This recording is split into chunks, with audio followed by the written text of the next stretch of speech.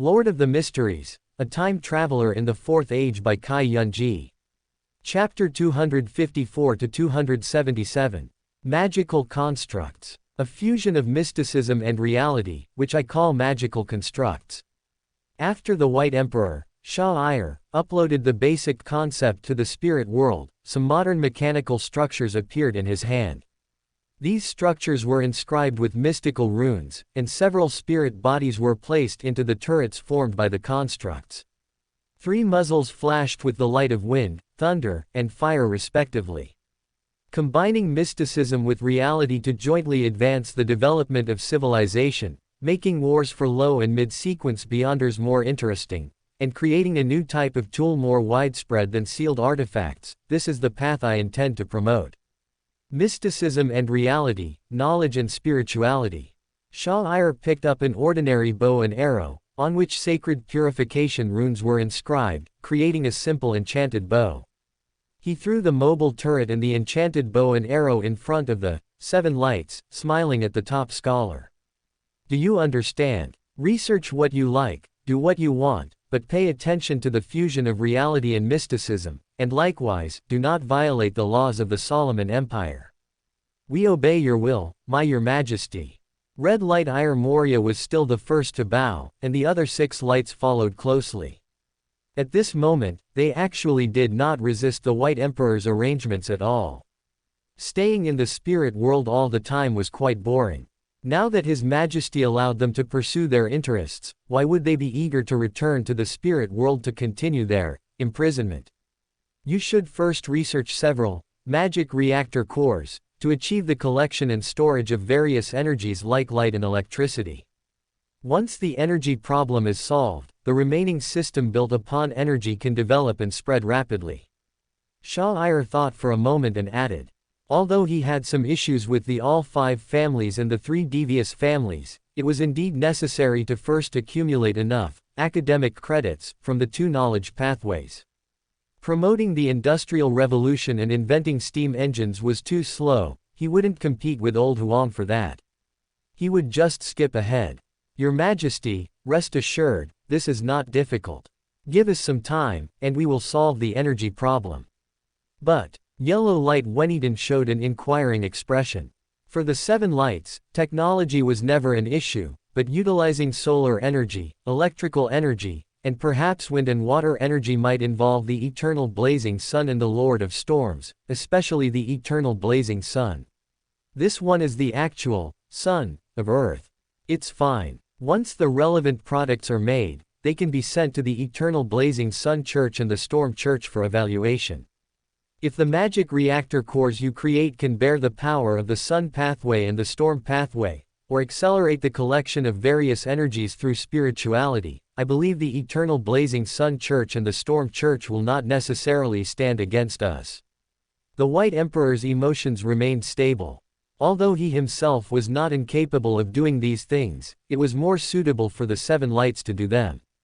As long as it was within his framework, under his influence, he would enjoy the largest share of the final results. After receiving permission, the 7 lights no longer had any qualms. After bowing to the White Emperor, they exited the hall. They were already eager to claim their respective special funds. Red Light also carried away the 3-barreled cannon that Shah Ayar had crafted by hand, feeling that such a creation perfectly matched his personality.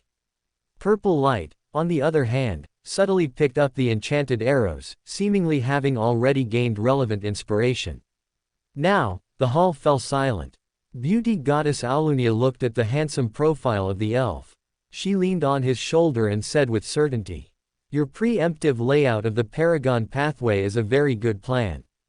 But, Solomon might control your progress." Aulunia naturally also hoped that Shah Ayar could become a dual pathway true god as soon as possible. She also strongly supported Shah Ayar's decision because such development indeed showed promise. However, the White Emperor cannot ignore the Black Emperor. Because the Black Emperor will not ignore the White Emperor. The Hermit can prepare in advance to accommodate the uniqueness of the Paragon. The Black Emperor is also preparing to accommodate the uniqueness of the Justiciar. Solomon naturally cannot obstruct Shah Ayar's arrangements to advance and develop civilization. If the Black Emperor dares to disrupt the White Emperor's civilizational development, the White Emperor can smash the Black Emperor's order construction. These two are both cooperative and antagonistic. During the normal preparation phase, neither side will interfere with the other. But if the White Emperor already intends to accommodate the uniqueness of an adjacent pathway, and the Black Emperor has not yet prepared or obtained the justiciar uniqueness, then obstruction will certainly come. If the White Emperor truly gains the upper hand, the Black Emperor, as the current emperor, might have to worry about the Solomon Empire changing its name. The situation on the North Continent is like this now. It's quite stable, but also quite stable. It doesn't matter, time is on my side. Shah Ayar waved his hand dismissively. He wasn't competing for immediate gains or losses, nor was he anxious about speed. Anyway, in this era, no one could surpass him in the two knowledge pathways. And regarding the collection of high-sequence Beander characteristics for the Paragon pathway, could anyone surpass the ruler of the North Continent world, the Hermit, the Paragon, the mixed characteristic, Ancient God, the actual controller of the Moses ascetic order? It doesn't exist. If becoming a god first couldn't block those who became gods later, that would be a joke. Obtaining the uniqueness of the Paragon pathway is only a matter of time. As time passed, primordial demoness Cheek finally gathered all the conditions for becoming a god, including true love originating from herself. When Shah Ayar arrived at the demoness divine kingdom, again, frankly speaking, he was a little surprised. Because when they first met, Cheek's reflection in the mirror was male, and a male who was incredibly obsessed with Cheek's body. And now, Cheek's reflection in the mirror had become female. Not only had she become female, but the Cheek in the mirror also gave Shah Ayar a seductive smile, her smile so alluring, yet the disdain and scorn in her eyes were so malicious. Inside and outside the mirror, her expressions seemed to be exactly alike. You, fellow, indeed only think of yourself. Seeing Cheek like this, Shah Ayar immediately understood. This fellow didn't love him. Perhaps it was because he got along well with Aulunia, didn't come here to build up affection, and didn't even visit Cheek much. This old brother resolutely chose self-love. The demoness fell in love with Cheek. This was true love. Whether it was her male self or her female self, the demoness loved them both. Only then could she reconcile with the male reflection in the mirror, their intentions becoming one, sharing a single consciousness, eliminating any possibility of harm during advancement. Self-reconciliation is also an advantage for males walking the demoness pathway. Females are slightly at a disadvantage. You really only think about yourself, don't you? Shah Ayar rubbed his nose, looking at Cheek's show-off demeanor. For some reason, Cheek seemed to understand him. If she were purely seductive, Shah Ayar would be instinctively affected, but his actual interest would be mediocre. But if she acted like she deserved a beating, Shah Ayar would genuinely be very interested in giving her one. Lift your skirt, he said to the demoness. Hey! Cheek looked at Shah Ayar disdainfully. Although she despised him for still being unable to resist her charm, she nevertheless, in true demoness fashion, lifted her blue skirt. The scenery of the snowy mountains always clears one's mind, but then, from the grassland, venomous snakes emerged, darting towards the elf, opening their enormous, foul-smelling, slime-dripping mouths. Shah Ayar recoiled in disgust, his earlier interest completely vanished. This demoness had not only learned how to pique his interest but also how to make him lose it. The uncrowned king of the 22 Beander pathways, the authority of chaos was not enough for your research. Your small brain is now focused on developing, seduction, and disaster. Is that it?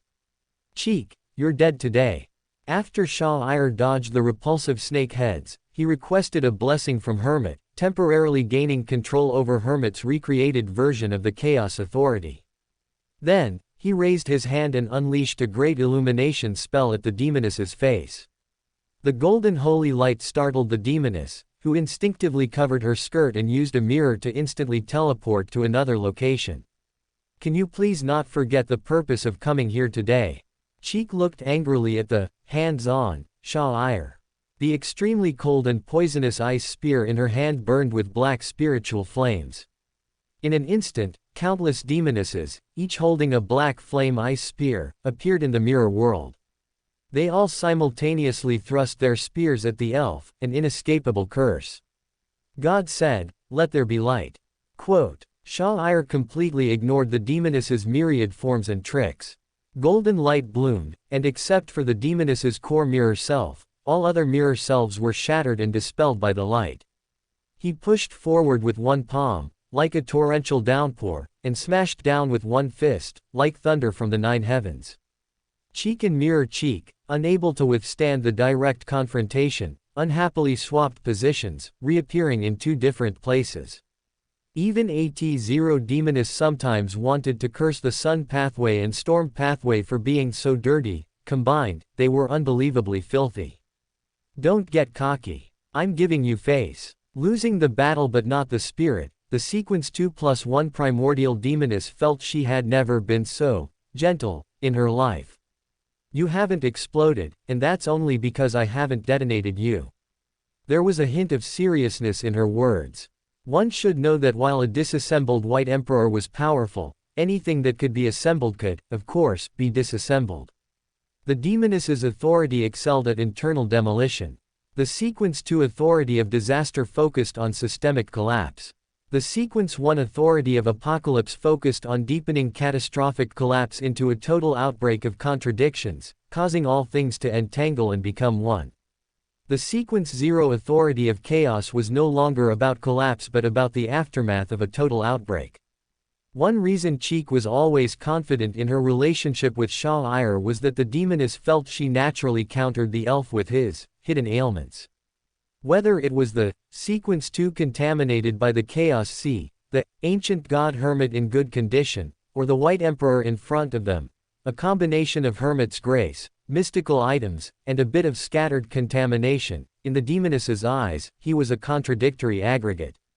Cheek felt she could set Shah-Ir off like a firecracker at any moment. She was his natural counter, which was why their relationship was quite good.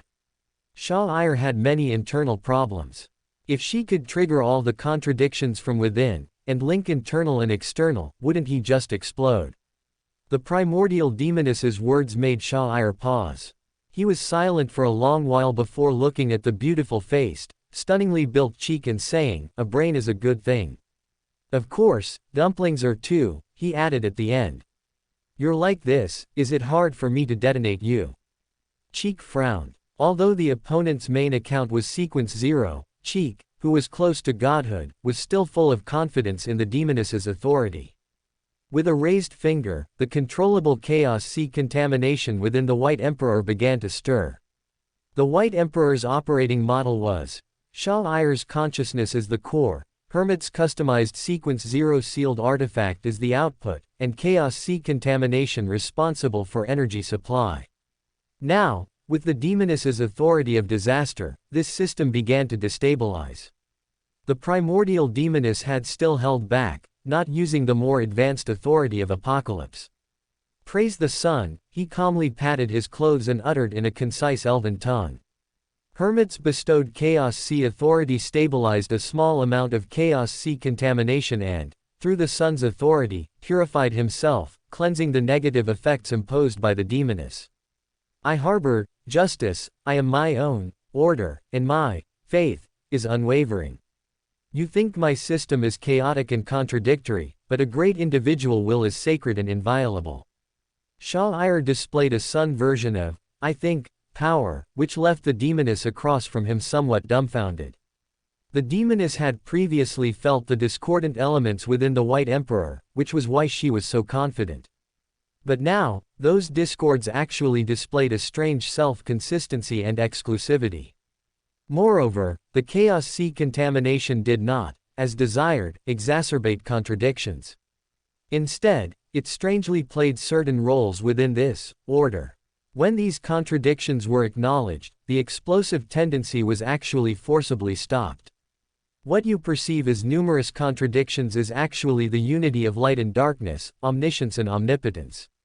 Chaos can encompass everything, symbolizing many possibilities that have not yet occurred. contradictions and chaos are also within the scope of chaos's tolerance. Disaster and apocalypse are likewise acceptable possibilities. How can you use a lower authority to break a higher authority? Shah Ayar smiled. His system was indeed pieced together, but he hadn't used nails. His body and the customized mystical item were a mortise and tenon structure, and the entanglement of spirituality with the Chaos Sea was even more ineffable. How could Chaos Sea contamination reject a Sequence 0 sealed artifact from a subordinate pathway? My Chaos Authority. Cheek watched Shah Ayar directly erase the effects of disaster. Her pupils couldn't help but contract, and she even let out an unwilling wail. What in this world is more painful than watching someone use your own authority to communicate with the power of contamination and use it against you?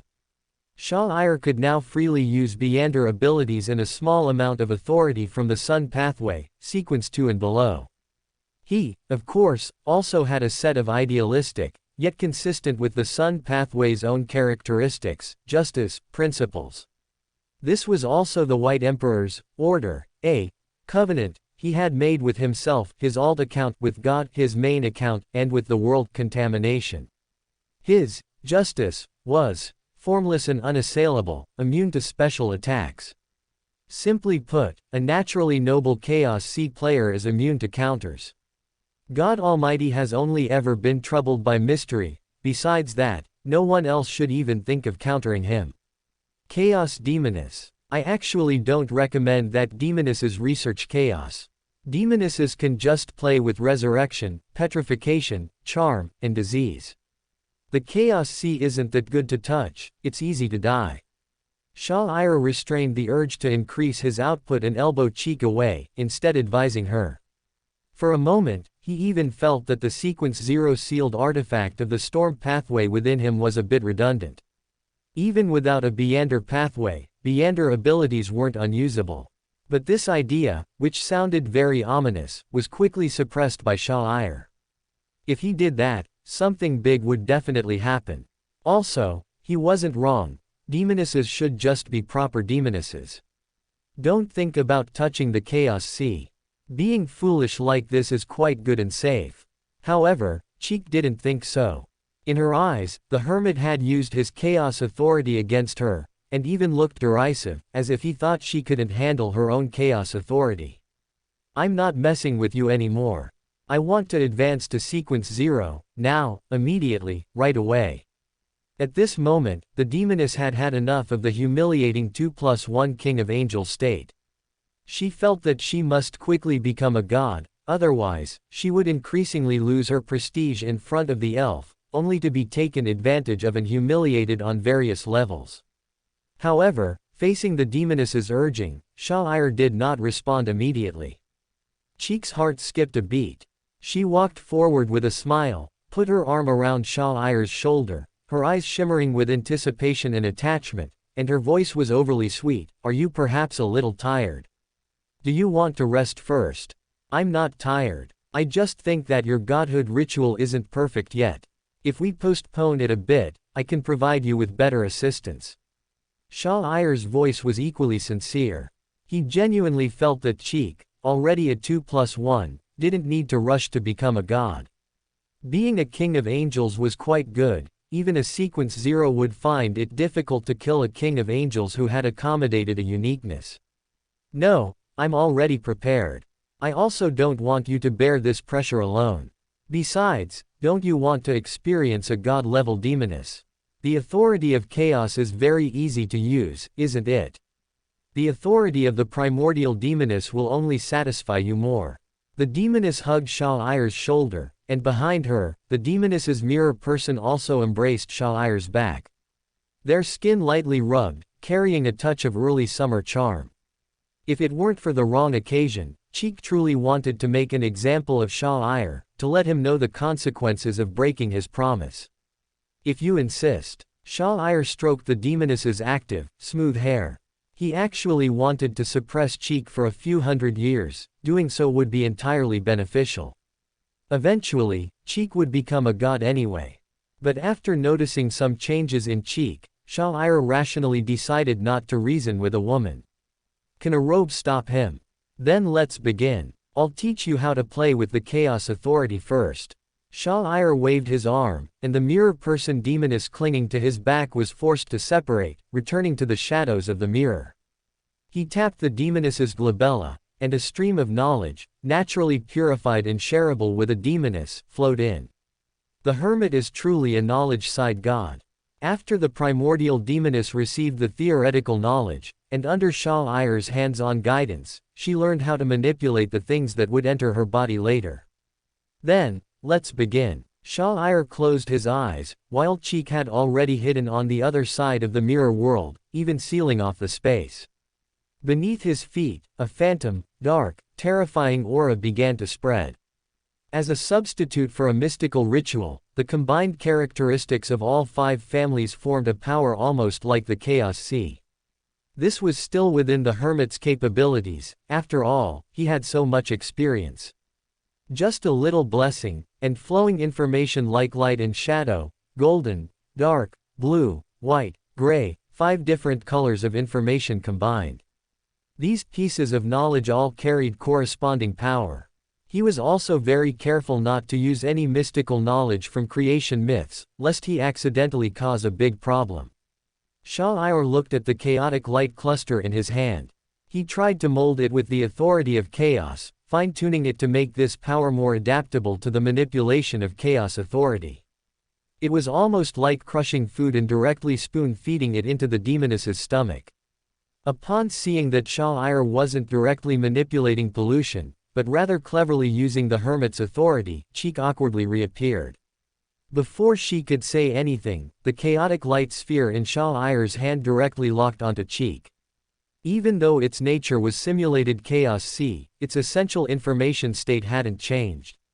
The knowledge directly targeted the person, and after Cheek was hit, she tried to grasp this power and found it incredibly easy. The demoness could barely suppress the upward curve of her lips. She took out the last portion of the demoness of Apocalypse characteristic, a dark orb. After simply crushing it and mixing it into a black liquid filled with destructive aura, the demoness began her advancement without hesitation. Shah-Ir merely glanced at it, noting that more than half of the mirror world was about to become the demoness's auxiliary material. He immediately made his escape, found a good spectator position, and influenced the calamity and disasters accompanying the demoness's advancement. Even the real world was greatly affected. Ugly scars appeared in the sky, the earth was torn apart by a giant hand, and environmental and climatic fluctuations were evident in various places. He watched Cheek's mirror person return to her main body, and the two seemed to perfectly fuse, becoming a unified whole. From then on, she was both a being within the mirror and a real existence, possessing 2 different yet consistent mystical states. The mirror world itself seemed to become like a truly existing world because of the demoness's existence. Mirror person. Shah-Ir didn't just watch idly, a similar-looking mirror person also appeared behind him. In a strict sense, this was more like an advancement imprint. And because of the connections established with Cheek, Shah-Ir could now, through the mirror person, sense the current state of that most terrifying being within the mirror. This allowed him to observe this advancement better. The other gods did not disturb the demoness. On one hand, because the world's structure was initially settled, it was not good to easily break the balance. On the other hand, the demoness's advancement took place in the mirror world, not a normal, universal world. It was a collection of the door concept, and direct intervention would waste some energy. Most importantly, the demoness's godhood ritual recorded on the blasphemy slate was to actively come to the Earth's core, contact the pollution of the Chaos Sea, and not fall or mutate. Who would be so foolish as to interfere with the primordial demoness's advancement at this time? What if, before the demoness fell, in her grief, she actively embraced the pollution of the Chaos Sea and played a self-detonation trick? And so, the source of disaster, the symbol of the apocalypse, the demoness who wielded chaos, was born. Chapter 256, City of Calamity. Shah-Ir looked back at his mirror person. As his mental imprint and soul projection, this mirror person did not possess any Beander characteristic, because strictly speaking, the White Emperor also did not possess any Beander characteristic. However, the mirror person also possessed some of Shah Ayar's power. The mirror person is a product of the mirror world. Isn't it equivalent to a door in the mirror world? He originally had this idea and wanted to personally try it out, but the pollution from the chaos sea that the mirror person also possessed made Shah Ayar temporarily abandon this thought. Not only did he abandon this thought, but he also released his sunless domain and immediately recovered his mental imprint. The sorcerer pathway was too sinister. Shah Ayar was worried that Cheek would stumble, and also worried that he himself would accidentally stumble. Bang! A crisp cracking sound rang out, and streaks of crystalline light emerged. Shah Ayar didn't hold back and collected the shattered fragments of the mirror world. Before him, a female figure over 10 meters tall also appeared, wearing a long gown seemingly made of white bones, with hair like active, slippery giant snakes. Her overall beauty had transcended the realm that living beings could reach, attaining a conceptual level. Perhaps due to the recent advancement, Cheek's current state was very unstable. Everything around her showed signs of petrification, and matter seemed to be twisted by a strange power. The faint pink mist was filled with mystical pathogens, and between the faint sorrow in her brows, the forced feminization and extreme pleasure were influencing people's minds. In an instant, Shah Ayar smelled a familiar sensation. It wasn't unfamiliar, because he had experienced it before. It was the reviving will of the primordial God Almighty. Soft jade and fragrant warmth entered his embrace. The sequence Zero's charm caused Shah Ayar to momentarily lose his composure, unable to evade Cheek's kiss. However, he ultimately had the foundation of a sequence Zero. Although he was forced to experience the kiss and go effect, his mind remained relatively clear, and he had no intention of engaging in any grand drama of yin and yang with the demoness. He would never again mess around with a demoness in this life. In such a mystical world, not being able to control one's lower body was a recipe for disaster. Fortunately, the Red Priest's uniqueness was in Little Red's hands. Separated by the Celestial Venerable's barrier, the City of Calamity would also be difficult to affect. Creak, rumble, asterisk, a sound like something giving way under immense pressure rang out, as if space had endured a heavy blow. Even the mirror world, which could already be considered a divine kingdom, trembled, and a faint, grayish-white mist emerged around it. What's happening? Shah Ayar was startled. He pushed the demoness in his arms away, looked at the still somewhat dazed Cheek, and with electricity sparking in his spectator palm, directly slapped her. Slap. This was immediately effective. Cheek's body swayed. Although she felt a bit unfulfilled, she still broke free from that instinctive craving. While she truly wanted it, was truly greedy, and it smelled truly fragrant, Cheek was also a person who did great things. As the controller of the mirror world, she directly captured the source of the mirror world's anomaly. Through the mirror world, the two looked towards the densest part of the grayish-white mist. On the mirror surface there, the phantom of a city was reflected, and they could vaguely see some corpses with only heads remaining, or bloated blood corpses with obscured faces. Roar. He shouldn't have been able to hear it, but as the negative personality of the dragon of imagination, Shah Ayar could instinctively sense that it was a dragon's roar. A hideous evil dragon, seemingly in another mirror world, was greedily eyeing this fragmented yet stable mirror world, which had become so due to the demoness's advancement, across space. Amidst the churning, an endless sea of blood surged, chaotic darkness spread, and shattered mirror light flowed. Two bodies, like twisting, coiling pythons, struggled violently, black chains on their bodies clanging. The violent power wasn't completely blocked by the grayish-white mist, causing some anomalies in the mirror world where Shah Ayar and Cheek were located. Across the mirror surface, across the barrier, across the gray mist, one could feel the undisguised appetite and desire. What came across space was not some kind of attack, not conquest, not charm, not rampage, but a kind of boon. The City of Calamity wants to give away power for free. When did the symbol of destruction become so well versed in human relations? Have the Beander practitioners of the Calamity faction in the Western continent eaten too much and become so skilled in military strategy? Shah Ayar was stunned. The hermit had already crossed space, transforming into a pure white, blood-stained robe, draped over his body. He held a illusory red scepter, and the red light, symbolizing will, directly enveloped the entire mirror world.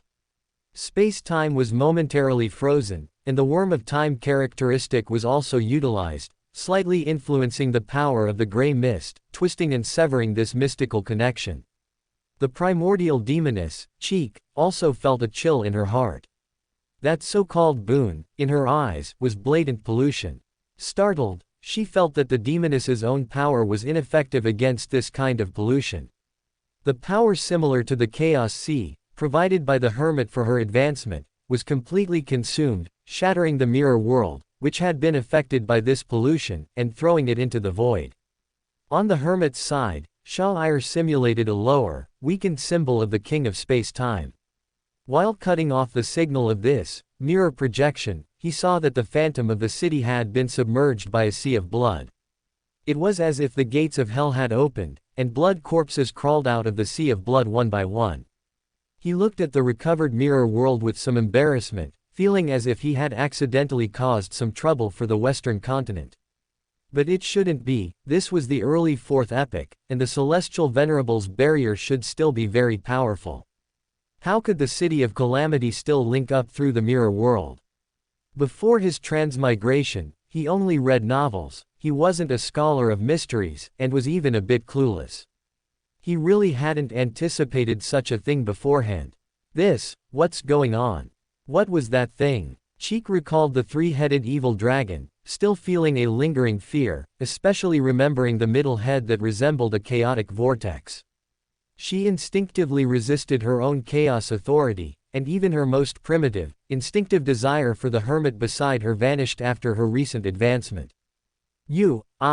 The hermit was about to explain when he suddenly sensed something. His figure once again transformed into an informational state and disappeared. The primordial demoness was also quick to react, and the two appeared on a small island in the Sunia Sea, where the pollution Cheek had frantically thrown into the void had landed. Looking at the weather warlock of the Medici family, whose aura was close to sequence 1. The hermit glanced, then turned and left. This was the demoness's fault, and it wouldn't be appropriate for him to personally kill a descendant of Medici. Cheek, be decisive. Chapter 257, Chaos divides yin and yang. The primordial demoness, Cheek, looked at the hermit who turned and left, and the weather warlock who was going mad on the island. She felt unlucky, and with a flick of her hand, this angel, who was on the verge of losing control, collapsed from the inside out, dying quite decisively. Although this weather warlock was close to losing control, he was still an existence of angelic rank. Due to the pollution, he was even closer to the rank of a conqueror. He died decisively, but he struggled for a moment, attempting to borrow power from his ancestor, Red Angel Medici, through spiritual communication. However, Cheek still instantly killed him, giving him no chance to struggle. For a sequence 0 to instantly kill an ordinary angel, wasn't it just a matter of an instant? Unlucky. Cheek didn't even bother to pick up the Beander characteristic, and she wasn't too keen on picking up the remnants of the mirror fragments that had fallen nearby either. She simply crushed them and then turned to leave. Whoosh! A stream of transparent flame, tinged with a faint purple, descended upon Binsi Island. Medici looked at his kin, who had already been turned into a box, pulled out a roll of tobacco, took a puff, and exhaled a smoke ring. Damn it, the source of calamity appeared, causing such a huge commotion, and directly killed his kin. At this time, Little Red's thoughts were still relatively simple. Just as he himself said, hunters don't have so many twists and turns. Low-level hunters play schemes, while high-level hunters only have war, and more war. Isn't this a signal for war? Another spirit world space. The hermit had recently grown somewhat disgusted with the so-called mirror world. Not just him, looking at Cheek's constant rubbing of her arms, it was clear, one of the demoness's characteristics, the excellent buff of consciousness existing simultaneously in the mirror world and the real world, was now causing her physical discomfort. Aren't you the hermit? Analyze it. The demoness glanced at the hermit and found a spot to sit down by herself. Analyze my ass. There was no sun in the second epoch. After the ancient sun god appeared, there was light on the land. This is a mystical symbol. I truly underestimated you. You are indeed the source of calamity, a symbol of the apocalypse. Shah said, devoid of even the simplest expression. Before, he hadn't wanted Cheek to advance to sequence 0 so early. It wasn't out of fear of Cheek, but simply an intuition. If Cheek didn't advance, there would be no particular benefits or drawbacks, and the world would remain stable. If Cheek advanced, an additional sequence 0 would mean more variables. But this unfilial child was eager to advance. The hermit wanted to suppress the demoness for 100 to 300 years, but could he? The demoness was unreasonable. If he really suppressed her for 300 years, and she went and jumped into the chaos sea herself, then it would be meaningless. But this was merely a rational feeling. From an objective analytical standpoint, the hermit hadn't really taken it seriously before. Just advancing to sequence 0. Now, with the North Continent, South Continent, and the 5 great oceans combined, there were at least 10 sequence 0s. One more Cheek wouldn't make a difference, and one less wouldn't either. Could an advancement still cause the world to collapse? Do you believe that the commotion we caused in the mirror world, even if detected by other guys, would only be considered reasonable? Especially after you showed up and instantly killed Medici's offspring. The hermit was also convinced at this point, because sequence 0s mainly played with authority. He had previously underestimated the power of symbols, and even if other true gods learned that the anomaly was caused by the birth of the source of calamity, and the symbol of the apocalypse, they might also find it reasonable, especially those sequence 0s who knew about the demoness's godhood ritual. Cheek didn't care about the thoughts of other sequence 0s. He just muttered, somewhat doubting his life, what exactly was that thing? It was a bit too ferocious, wasn't it? He had just become a god and hadn't yet experienced the dignity and power of a deity, only to directly see, through a screen, someone he might not be able to defeat. He was a sequence 0 true god. That's a cesspit. It's normal to feel worried looking at it. If it were me, I'd be worried too. Simply put, your advancement to sequence 0 might have triggered something. You didn't advance according to the ritual recorded on the blasphemy slate. The alternative solution I provided, while reducing the dangers present in becoming a god, seems to have, in other aspects. The hermit paused, perhaps I shouldn't have stayed in your mirror world when you became a god. The demoness narrowed her eyes upon hearing this, but no matter how she thought about it, the possibility of the hermit deliberately tricking her didn't seem very high. It wouldn't benefit the hermit much. You seem to be rather pleased. The primordial demoness's voice was somewhat dangerous. Not at all. The hermit responded calmly. Then why aren't you looking at my exposed thighs? The demoness sat casually to the side, her long, fair legs subtly visible beneath her skirt. Coupled with her true god-level Beander charm, the hermit didn't even bother to look. Doesn't that explain the problem? Busy. The hermit was silent for a moment, then symbolically glanced before refocusing his attention on the collected mirror world fragments. He had to admit that as the hermit, he couldn't always control his instincts. His eye of peeping through the glass couldn't see clearly, but he stole a bit of pollution, just a tiny bit, to analyze this thing called evil aura in the Western continent. The authority of the mirror world might indeed be an extension of the source of calamity in the space-time domain, but its research value was not high, because the true door could affect all other dimensions. He could understand everything by directly consulting the 3 families of strangeness. The core symbol of the city of calamity was still destruction. Only when the demoness saw that the hermit was no longer pretending did she clearly realize that he was indeed up to something. Before, with his concealment authority activated, he was analyzing the polluted mirror fragments in his sleeve, and even Cheek hadn't noticed, his attention having been drawn by other matters. This is pollution. The pollution of a Sephira, the pollution of the city of calamity. Can't you be so casual? Thinking of this, the demoness's face turned green, and she immediately distanced herself from him, leaving only a mirror image behind for communication. It's fine, I'm not on the 2 pathways of calamity. The hermit remained calm. Contacting a higher-level Sephira of his own Beyander characteristic might accelerate the awakening of the great consciousness within him, but since he wasn't on the two pathways of calamity, the risk was relatively controllable. Moreover, the power that barely penetrated through the celestial venerable's barrier, while perhaps high enough in rank, was not sufficient in quantity to kill a god. He extracted some information from the mirror fragments in his hand, which seemed to be some military, battle formations, and divine abilities, as well as some images of the demonic path. However, they were all incomplete, offering only some reference value for inferring the cultivation paths of the City of Calamity practitioners on the Western continent, and providing relatively limited help to a god. Chaos divides yin and yang. The hermit thought of the chaotic vortex that blocked the aggregation of the yin and yang sides of the evil dragon, and a slight smile played on his lips. Chapter 258, The Emperor's Ticket. What chaos? What yin and yang? The primordial demoness looked at the hermit, who had suddenly stood up, not understanding what he was talking about.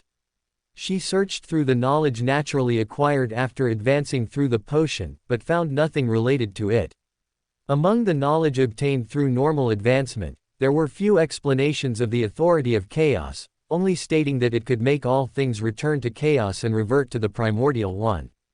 In other aspects, chaos was generally associated with ending and destruction.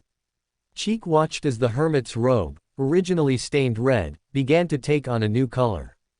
Streaks of purple, in an asymmetrical manner, stained the other half of the hermit's sleeve. Nothing, just thought of a new research direction, how to make my own existence more stable. If there's nothing else, then let's meet again next time. The hermit smiled, and a large number of zeros flooded the screen, causing the surrounding space to return to nothingness. The space collapsed with a roar, and the hermit naturally disappeared. He just left using the authority of space, making it difficult even for the primordial demoness to locate and track him. Ancient gods, and a method of stabilization other than anchors. The demoness thought of something, like the authority of the primordial one, but she wasn't too keen on trying it. Deep within the spirit world, the hermit, Shah-Ir, floated silently in a place even higher than the seven lights. Since chaos could block the union of yin and yang, then by the same token, yin and yang could also restrain the circulation of chaos. The influence of things is reciprocal. Theoretically, this possibility exists. This might be what is called, everything is threefold. I am the hermit. Even if the demon of knowledge's consciousness was shattered, the consciousness that should normally revive within me should still belong to the demon of knowledge. But I also have some entanglements with the chaos sea. The hermit felt the pollution from the chaos sea that he had received. The partial power and symbols of red light and purple light, which he had stolen from the spirit world, substantively appeared on his robe. Red light was used earliest, and purple light symbolized the magic or mystery most familiar to the hermit. Using these two forces felt very natural. The pollution of the chaos sea cannot be cleansed. I came into contact with the chaos sea too early. Even if I truly died and revived through information backup, the pollution would still not be cleansed. The hermit knew this well. This was the price of gaining power in advance. Being polluted by the chaos sea before becoming a god meant that after becoming a god, any backed up information would inevitably be commensurate with the pollution. Suicide and revival would not solve the substantive problem. It is still uncertain whether this part of the pollution will affect the reserved information backup. The longer the information backup is preserved, the more influence and underlying chaos may appear. The hermit, as a god in an informational state, has no gender in the mystical sense.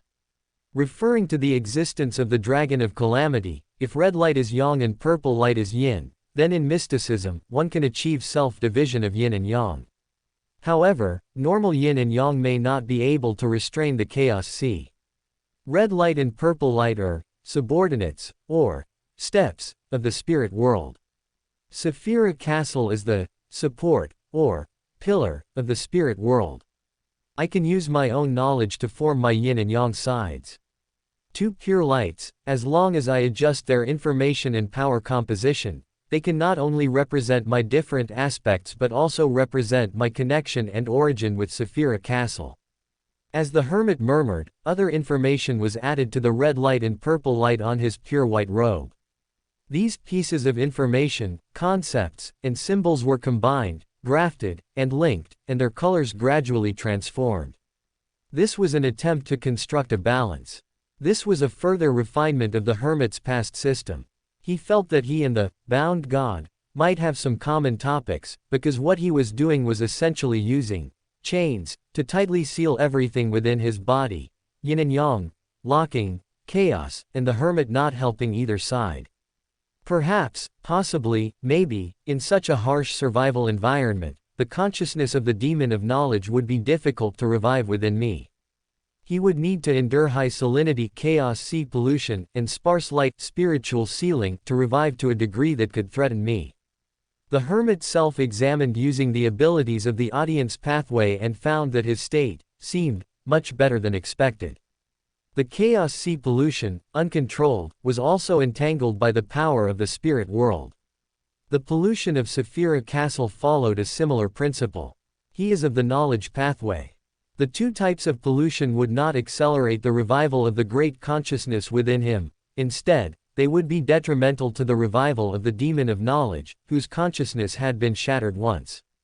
The hermit's composition is Hermit 2+1, Fantasizer 1, Paragon 0+1. Fantasizer 1, as the foundation of becoming a god, merged with the pollution of the chaos sea, making it difficult for the demon of knowledge to revive. Since the chaos sea pollution is part of the foundation of becoming a god, it is relatively strong and stable. By using the authority related to the spirit world and borrowing the power of the spirit world to complete self-sealing, a dynamic stability can still be maintained. Anchors. He doesn't lack them. Means of mental healing. He had been a Sequence 1 spectator. The hermit was suddenly a bit bewildered. Logically speaking, there must be some hidden danger, but he couldn't discover it for a moment. Never mind. First, I'll go into seclusion and upgrade my balance system. Theoretically, it is feasible. It seems that in a certain cycle, Rosal also tried to achieve a triple balance through Mother God pollution, Order Side pollution, and Chaos Sea pollution, thereby maintaining humanity. Although constructing the balance might take 100 years, Rosal started from scratch, which is different from the hermit who was already working on it. The hermit concealed himself. He was still more focused on his primordial unity. Of course, he didn't forget to re-separate the White Emperor and also separated a white light, which stood alongside the 7 lights in the spirit world, like a newly created AI, without Beander characteristics, completely in an informational state, but rapidly growing by browsing the vast amount of information in the spirit world through the assigned spirit world authority. Trier, Constan Palace. When the White Emperor returned, he received a ticket from the imperial capital. Black Emperor Solomon was sending some low sequence administrative personnel to assist the White Emperor in managing affairs in the western part of the empire. These lawyers would all start from the grassroots, and the White Emperor could promote excellent individuals among them at will, granting them titles and a series of other rewards. Little Red lost a cub and happened to have some research achievements in the Imperial Research Institute. Was he going to intervene in Western politics just as he wanted to expand its scale? I can promote these lawyers at will. I personally grant these lawyers titles of the Solomon Empire. Click. The White Emperor directly stamped his approval. His current confidence allowed him to openly accept decentralization of power. He barely stayed in the imperial palace, then came to the empire's Royal Research Institute. Red light. Ire brought out 2 finished energy cores, which used some precious spiritual materials and could withstand the energy infusion of a demigod. Once charged, they could be used for a very long time. Very well done. The White Emperor praised. With the energy storage problem solved, it was time to unleash science fiction. So what's our next step? Red light, Ire eagerly asked. Next step. In my kingdom, let life and spiritual numbers dance together. He clapped his hands, and a nature spirit crossed the divide between reality and the spirit world, descending into the research institute. Chapter 259, Antigonus. Your Majesty. Red light. Ire Moria looked at the natural spirit that had strayed into the heavenly home, and felt a little lost. Was what I expressed not clear enough? Then I'll say it again. In my empire, in the several provinces on the west side of the North Continent, establish an interaction between the spirit world and the real world, allowing humans and spirits to live freely on the same land. The White Emperor repeated it in a gentle tone. But, Red Light, Ire Moria was still foolish, or rather, completely unable to sober up. Interaction between the spirit world and reality. Wouldn't that be a disaster? Is His Majesty trying to help the demoness spread calamity? Even with different cultures, Red Light, at this moment felt as if a wicked concubine was ruining the country. Your Majesty, this may bring great destruction to your provinces and may also attract much hostility towards you. Red Light was ultimately a good person, unwilling to see too many disasters and tragedies sweep across the land. You are Red Light. I originally thought you shouldn't say these things. The White Emperor glanced at the honest child, then clenched his hand towards the horizon. A red light extended from the spirit world, directly constructing a rainbow bridge in the sky, piercing through the several provinces actually ruled by the White Emperor, with its light spreading all the way to the Honekes Mountains. Antigonus and Mother of the Sky Philaris, who were hiding in the Honekes Mountains, were startled. The two demonic wolves almost abandoned the land of night and fled. Although in the end, Antigonus was more rational, realizing that the red light, like a sword suspended in the sky, did not traverse the entire Honekes Mountains. This was normal. The capital of the Black Emperor was located at the source of the Honekes Mountains. If the White Emperor drew a red light directly pointing to the capital of the Solomon Empire, that would truly be a prelude to war. Even so, Antigonus felt it was not safe to continue hiding in the mountains. It was better to join a faction early, lest their small country be easily trampled by the Solomon Empire. Which side should we side with? Philaris felt that the West was more reliable because the ruler of the West was a transcendent creature, and they, the demonic wolves, were also transcendent creatures. Moreover, the West was further away from the Evernight goddess's divine kingdom on earth. All divine it. Antigonus, as a diviner, still intended to divine it first, although the effect of the divination was not to be expected, as both the West and the East involved two great existences. This time, it was a choice concerning safety and future. Antigonus gritted his teeth and took out the full uniqueness, which he had not yet accommodated, to assist the divination with the uniqueness's effect. Philaris did not interrupt, patiently waiting for her brother's divination. The result of the divination was the West. Even with the uniqueness, the prophecy still indicated that the West was more suitable for Antigonus. Although the demonic wolf himself wanted to join the Black Emperor, because the demonic wolf felt that the White Emperor's casual display of miracles, his arrogant, overbearing, and wanton behavior, was closer to an ancient god, while the Black Emperor seemed more reassuring. But the divination couldn't be wrong, and the diviner, of course, believed in his divination results. Then let's pack up and head west, to Trier, to join that White Emperor. Mother of the Sky's idea was simple: the further away from the Evernight goddess, the more relaxed they would be. Thus, a single action by the White Emperor once again gained him two angel-level supporters. Trier, Research Institute. Red Light looked at himself, hanging in the sky. At this moment, he had nothing more to say. He didn't feel humiliated, instead, he was vaguely excited. Red Light's personality, of course, hoped to be seen and looked up to by more humans. He just didn't dare to do so before, fearing that some passing god would cut off his tail. Now it was different. He was forced to do it now. Red Light, as a pure light symbolizing power and will, and mastering knowledge related to spirit world creatures and spirit world locations, was very useful most of the time. As the red light's radiance poured down, the barrier between the spirit world and the real world began to blur. Some natural spirits, including a small number of undead, spread into the real world through the bridge formed by the red light. This effect was also very striking. The angels of the Solomon family quickly flew over, expressing their most sincere respect and greetings to the White Emperor. Your Majesty the White Emperor, I don't know why you are doing this. The angel of the Solomon family looked at the groups of spirit world creatures floating in the sky, feeling a little ashamed and completely unable to understand what meaning this had. It's just as you see.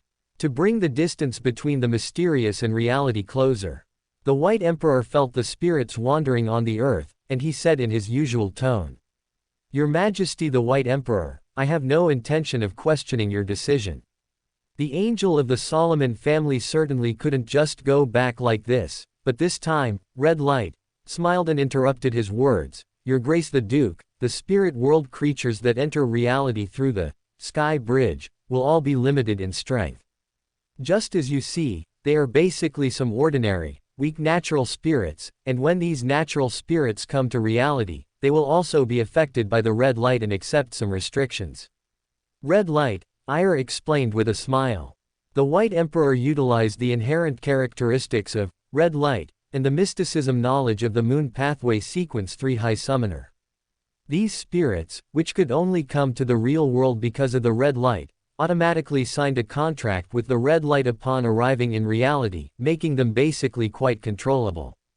The angel of the Solomon family was stunned upon hearing this. If that was the case, wasn't it indirectly extending the order of the Solomon Empire into the realm of the spirit world? Although they were just some ordinary spirit world creatures, this idea seemed quite correct, and as long as the other party was still the White Emperor, doing this didn't seem to have any disadvantages for the Solomon family. Your Majesty is wise. Since he couldn't stop it anyway, this angel intended to go back and report directly. The White Emperor nodded, not paying attention to the departing angel, and turned to look at Round Moon Ulmer, who had appeared at some unknown time. This red light, which was somewhat similar in effect to crimson, would naturally attract the attention of the sanguine. Your Majesty, if a sanguine marquis can receive the favor of red light when summoning spirit world creatures, the success rate and safety will be much higher. Round Moon Ulmer stated the objective fact, then paused and added, even, perhaps sanguine earls and viscounts can use the Great Rainbow Bridge in the sky to prematurely grasp a part of the authority of a Sequence 3 High Summoner. That would be of great benefit to the sanguine as a whole. Ulmer said in his heart. Not just the sanguine. Spirit world creatures wandering in reality means that humans will have to come into contact with them, observe them, and even utilize their power. Who said that commanding natural spirits and undead is only an advantage of the Evernight and Death pathways? The White Emperor's words made both Round Moon and Red Light feel at ease. Chapter 260, so-called Stealing Heavenly Secrets. When spirits drift across the land, humanity will inevitably go through a process from fear to familiarity. Although these spirits are relatively weak, they are not entirely harmless. For their own safety, ordinary people will need to learn to distinguish between different types and habits of spirit bodies, which will force them, either actively or passively, to learn some mystical knowledge. The Beyonder door will also open for them. The White Emperor's words were simple and easy to understand. Combined with the recent movements in the western provinces, the two angels naturally understood their meaning. This emperor wanted to promote mysticism, but knowledge cannot be promoted just by saying so. It is undoubtedly much more difficult than spreading faith. So, the White Emperor directly opened the gateway between the spirit world and the real world, allowing even ordinary people in remote villages to see spirit bodies under specific conditions. Although ordinary people cannot activate spirit vision, with the red light in the sky as an influence, they will certainly see them at specific times. Fear might breed faith, and they will instinctively pray, and the hermit will truly respond to their prayers. Mysticism will flourish in the fourth epoch, and natural spirits and vengeful spirits can also develop different uses. Even ordinary people, why can't they rely on their own spirituality, rely on some collected spiritual materials, set up mystical rituals, and cast some spells through the red light in the sky? When a gap opens between the spirit world and the real world, the spiritual materials in the real world will inevitably increase. This will further drive the development of mysticism. Several Western provinces of the entire North Continent will create more knowledge and faith for the hermit, and they will also advance the process of civilization. After the spiritual materials in the real world increase, we will be able to better combine traditional technology with spirituality to achieve some breakthroughs. Perhaps the changes will be limited for high-sequence Beyonders, but it is already enough to change the lifestyle of middle and lower-level Beyonders and ordinary people. The red light also nodded in agreement, clearly understanding that it is unrealistic to achieve a true civilizational leap with the resources on Earth. However, the existence of mysticism, the existence of spirituality, gives them the opportunity to take shortcuts. What are spiritual materials? Do materials that natural spirits attach to before dissipating count as spiritual materials? With more spirit bodies in the real world, many spiritual materials will inevitably be born due to various reasons. Through enchanting, rituals, prayers, and other means, combined with some not difficult to research scientific technologies, even spaceships could be mass-produced, although their principles might be closer to the famous ghost ships of the fifth epoch. We will build steam locomotives, and we will also construct teleportation arrays. Although this would make the disparity between social classes even more pronounced, this is the fourth epoch. Disrespecting those of high status would lead to being dragged out for blood sacrifice. The differences in status are already prominent enough. The red light nodded in understanding. Even if doing so essentially treats those weak spirit bodies as consumables, this seven lights clearly doesn't care much, because ordinary humans are actually the same, and those ignorant spirits often have no cognition. Although the seven lights is gentle, he is also indifferent. Full moon, Ormer was thinking from another perspective. He originally thought Backland was a good place, but now it seems that following the White Emperor in Trier has more prospects. Moreover, this environment is closer to the early environment of the Second Epoch, which this sanguine duke found somewhat nostalgic and comfortable. Then go prepare. Oh, and I don't want to see any humans in my kingdom who don't even recognize numbers. Shah Iyer is now also figuring out something. Although the hermit emphasizes secrecy, knowledge is not better the more secret it is. For many mystical knowledge, the wider the legends and superficial concepts spread, the deeper the imprints left, while the core mysteries remain unknown, the greater the power such mystical knowledge often possesses. Knowledge should be spread, only the most core mysteries are worth concealing. Yes, Your Majesty. After the red light, and full moon, Ormer bowed, they each went to attend to their own matters. The White Emperor only needed to supervise and give orders, not to do actual things. Shah Iyer walked back to the palace. Sitting on the throne, he could feel his power slowly increasing. This is the power of order, from the crown bestowed by the Black Emperor, a zero-level sealed artifact. The Solomon Empire is, after all, the kingdom of a Black Emperor. The power of order exists objectively. As an important part of this system of order, the White Emperor, as long as he has the means, can naturally experience this power. The simplest way is to use the crown as a medium, or directly take and use it, which is not stealing.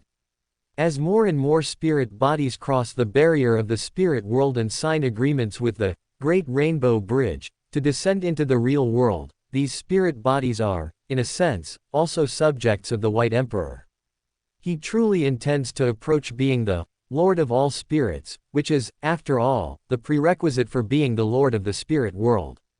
As the connection between this land and the spirit world deepens, the Black Emperor will probably also feel this increase. The name of this empire is, after all, the Solomon Empire, and a Black Emperor, who is good at exploiting loopholes, might even find a way to extend part of order into the spirit world. But Shah Iyer doesn't care, he has his own things to do. The symbol of the Lord of the spirit world does not exist. For this symbol to become real, Saphira Castle and the celestial worthy cannot be bypassed. Aside from some preparations in the spirit world, and even extending into the real world, the most crucial step is still the Lord of the Mysteries. The complete version of the Path of Error, Sequence 5 has a Beyonder ability called Stealing Heavenly Secrets. By disguising oneself as a believer of other deities, one can bypass defenses, steal responses, create various types of talismans, or obtain some blessings. However, the method is somewhat crude. Since in the fourth epoch, the celestial worthy's consciousness is still relatively active, then using a sequence 1 Beander characteristic of the path of error, slowly, little by little, one can steal the authority and symbol belonging to the celestial worthy, even if only a tiny bit of the spirit world dominator, like a small amount of gray fog, to Saphira Castle. Then the Lord of the spirit world, this non-existent symbol, might turn from false to true. The White Emperor sat on the throne, eyes closed. Even though he was rational enough that not much in this world could move him, he still felt a faint excitement.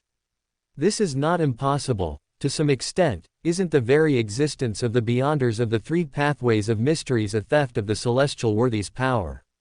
For ownerless things, one can always find a way to borrow a little. Whether by stealing, deceiving, or blessing. After the Phoenix opened up the underworld for spirit bodies, almost all successive deaths became the Lord of the underworld. So, why can't the Hermit become the Lord of the spirit world for the North and South continent and the 5 great oceans? Reality needs mystery, and the spirit world needs order. The White Emperor murmured softly. In the spacious hall, apart from a beautiful mirror, no other entity was fortunate enough to listen. Welcome to Fanfic Audiobook, your go-to place for immersive audiobooks. If you enjoy the content, don't forget to like the video and subscribe to our channel for more amazing stories. And please support the author by link in description. Chapter 261, Dice of Fate. Time flew by. Several decades passed in a flash. The differences between the eastern and western sides of the North continent were not as extreme, but the gap between the North and South continent was quite large. This wasn't because the God of Knowledge and Wisdom Church wasn't trying hard, but rather because the situation in the South continent was more complex, lacking a unified political system. The relationship between the Storm, Wisdom, and White churches could not possibly be harmonious. Coupled with the local Death Church, devil worship, and various other heterodox beliefs in the South continent, even though the upper and middle-class clergy of the Storm Church and the Eternal Blazing Sun Church were already enjoying the conveniences of various magical constructs, the overall social environment still largely remained the same. The North continent saw greater changes. At least, major cities like the imperial capital of the Solomon Empire, and Trier and Backland on the eastern and western sides, had established large-scale teleportation arrays. When the White Emperor established the first large-scale teleportation array, he even invited Bethel Abraham to experience it with him. This Mr. Dorr laughed heartily and even reinforced it casually. One might think he was leaving a back door. Over several decades, the White Emperor successfully promoted the overall development of civilization through the Solomon Empire. The Black Emperor indirectly strengthened the stability and centralization of his rule. This itself was a form of exchange of interests. What was more interesting was that the Black Emperor did not prevent the extension of the light of the spirit world. Spanning the entire North continent, the light of the spirit world extended from the Mist Sea, across Trier, the Intersea, the Amanda Mountains, Sunia Island, and all the way to the North Sunia Sea. It was red light during the day and purple light at night. To some extent, it even replaced the sun and moon. Within the Solomon Empire, the status of scholars was almost on par with that of nobles. Even if they were not nobles themselves, they could still gain very high recognition within the empire and easily be ennobled, becoming part of the order system. The elevated status of scholars promoted various developments in civilization. Magical energy trains appeared one after another in the North continent, and various mystical items were developed. This ability to create mystical items, of course, was not limited to the abilities of the craftsman pathway. Even Beyonders from other pathways, as long as they mastered the corresponding Beyonder abilities, could perform an unexpected alchemy through prayer rituals, relevant mystical runes, and specific spiritual materials, creating something that might be useful, useless, or simply explode in failure, leaving nothing behind in a mysterious ritual. Low and mid-sequence beyonders, including some ordinary people who had mastered a certain amount of basic knowledge, could also become rich overnight by accidentally creating a powerful or highly valuable mystical item. But more beyonders ended up deeply in debt in this gamble. This was considered a form of popular entertainment. After all, what these alchemy arrays would synthesize depended heavily on luck and chance. Even some scions of extraordinary families enjoyed playing a few rounds in their free time. The card pool was quite broad. Mystical items, sealed artifacts, spiritual materials with special effects, alchemical golems, enhanced natural spirits and undead, anything could appear. And those who sought profit from this would often look for ways to increase their success rate when holding rituals. The most common method was to appease the god symbolizing alchemy, the hermit, through various strange dances. Due to the influence of these people, the hermit's faith in the eyes of the world gradually became associated with luck or fate. This was especially true when the phrase, knowledge changes fate, began to circulate from an unknown source. Where there is demand and a market, there will be business. To save money on beyonder materials, some daring ordinary people would even form groups to use purchased low-level talismans and some low-tier, one-time mystical items to try and capture natural spirits wandering around, descending from the spirit world through the aurora, artificially attempting to create spiritual materials. Even if they couldn't create them, they would try to make fakes and sell them. This was understandable in the Black Emperor's kingdom, as the Black Emperor represented the shadow of order. The White Emperor had not concerned himself with these external changes for a long time. This was because he had relinquished power, which was also why his will could be implemented so quickly in the Solomon Empire. The Black Emperor needed power. This was a conclusion the hermit reached through observation. As a god on the reality side, the Black Emperor did not gain more power simply by having a larger empire. It also depended on his actual control over his own kingdom. If he were merely a nominal emperor, the Black Emperor would be almost no different from an ordinary sequence 0, perhaps even weaker. The stronger the Black Emperor's control over the empire, the stronger the Black Emperor's power within the Solomon Empire, and the stronger his suppression of everyone else within the Solomon Empire. As the Black Emperor advanced, his prestige grew, and the other gods and extraordinary grand nobles within the territory retreated. This was the power and authority of the order pathway, and its charm. Aside from behemoth true gods like the fallen god, and true gods like the hermit who transcended the framework of the Solomon Empire, other gods could accept the Black Emperor's centralized rule. Other gods, kings of angels, and angels probably wouldn't like an overly powerful emperor. But for an emperor of the order pathway, telling him not to centralize power was a joke, unless there was no opportunity. But wasn't there an opportunity now? The hermit wanted to guide civilization, and the Black Emperor wanted to wield power. This was a win-win situation. Trier. In the White Emperor's palace, the light emitted by the crystal chandeliers was as warm and bright as the sun. The White Emperor sat lazily on his throne, toying with an ivory multi-faceted die. Even though his reputation among the populace was increasingly fading, compared to the double suns in the sky, when the Solomon Empire was first established, becoming merely an appendage of the Black Emperor, an honorary emperor of immensely noble status, he remained unmoved. The probability die in his hand constantly changed. Its 108 faces continuously flickered. Fate changed every moment. A few rolls would exhaust a person's luck, then directly arrange their fate of losing value. This was a forced gamble. Fate would not give people a choice. Influenced by the dice authority, one had to use their own luck as a chip to gamble against the dice of fate. If one responded passively, it was a forfeiture.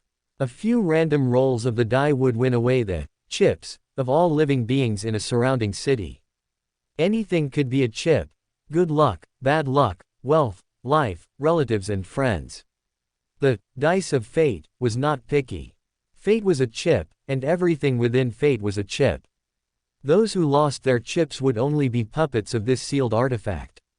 A few random rolls of the die would determine the outcome of this fate. Chapter 262, Knowledge Changes Fate. The White Emperor had never imagined that the uniqueness of fate would be so ferocious. Its destructive power and complexity were far greater than the dice of probability he knew from the original timeline. The dice of probability, if one was careful, could still be carried and utilized by those of mid and low sequence. Even if it rotated unexpectedly, it wasn't easy to roll the worst luck, the number 1, which amplified the probability of disadvantage to the target to its extreme. The sealed artifact itself preferred to keep its holder oscillating between bad luck and good fortune. One might die from an accident if careless, but it wasn't a matter of dying instantly. This dice was a bit different, possibly due to the degree of its awakening. For ordinary people to come into contact, no, even within the dice's sphere of influence, it was a tragedy. Gambling with the dice of fate was almost a guaranteed loss. The outcome after losing everything was completely random. One might drown on the road, accidentally enter the underworld, fall in love with a pet boar, or voluntarily jump into the sea to become a free fish. Without divinity, one couldn't even talk about gambling. Even with divinity, as the stakes of the gamble grew more complex, one would eventually lose everything, including Beyander abilities, Beyander characteristics, and divinity. These could all become chips in the gamble, mere data to be manipulated from the perspective of fate. A dice that even the god of luck finds dangerous. The dice of fate in the White Emperor's hand was still changing on its own. This was originally the uniqueness discovered by the Sequence 1 god of luck of the fate pathway. Serves, the god of luck, initially thought it was a blessing of fate, but as time passed, Serves found that not only could he not accommodate the uniqueness of fate, but the uniqueness of fate actually wanted to devour him in return. He was even forced to reboot, once due to an accident, and thus completely realized his mistake, handing this heavy burden to the White Emperor to deal with. In uniqueness that cannot be accommodated, for a Sequence 1, carrying it around actually brings more disadvantages than advantages. Shah-Ir also found it exaggerated before. A mere dice of probability, in the original timeline, even a Sequence 8 apothecary dared to touch it, and the Snake of Fate held it for so long. Why couldn't the God of Luck, also a Sequence 1, do it? But it really couldn't. The dice of Fate's awakening level was already quite high, and it had won quite a few chips, which made things difficult. Between its jumps, the dice could even reproduce the Beyander abilities it had. 1.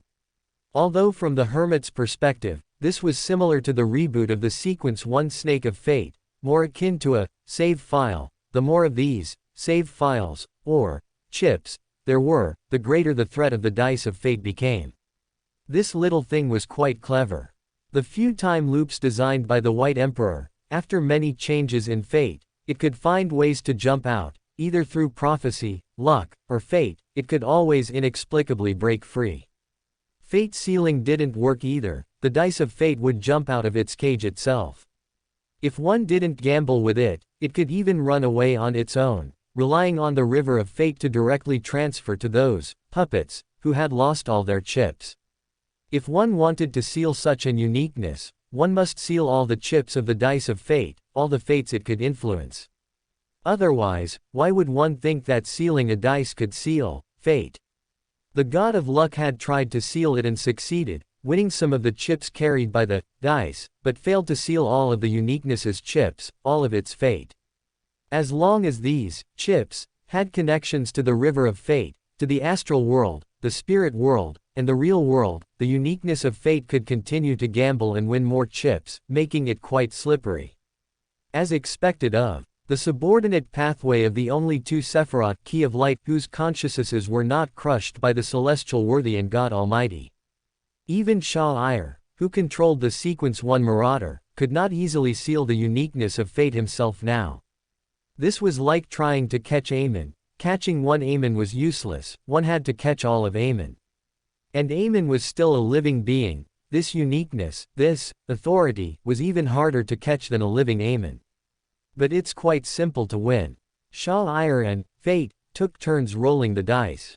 The dice of fate in his hand seemed to be merely a tool for the hermit and the uniqueness of fate to gamble with. In such a gamble, cheating was even considered a gambling skill. As the White Emperor played, he won many things, including time, vitality, wealth, slaves, knowledge.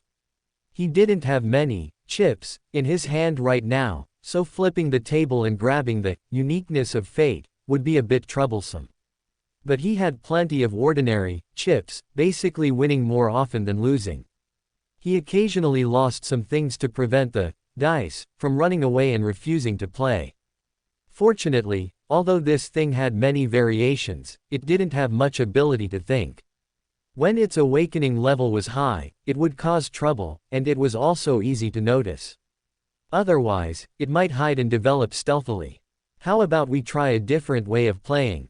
You set the rules, I'll guess the numbers.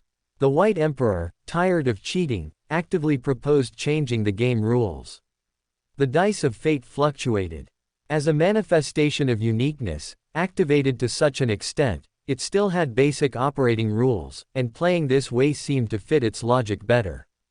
So, as the White Emperor withdrew the order, covering the dice, forcing it to gamble seriously, the dice of fate completely let loose, like bullying ordinary people, not stating rules, not setting gameplay, completely random, winning was simply winning.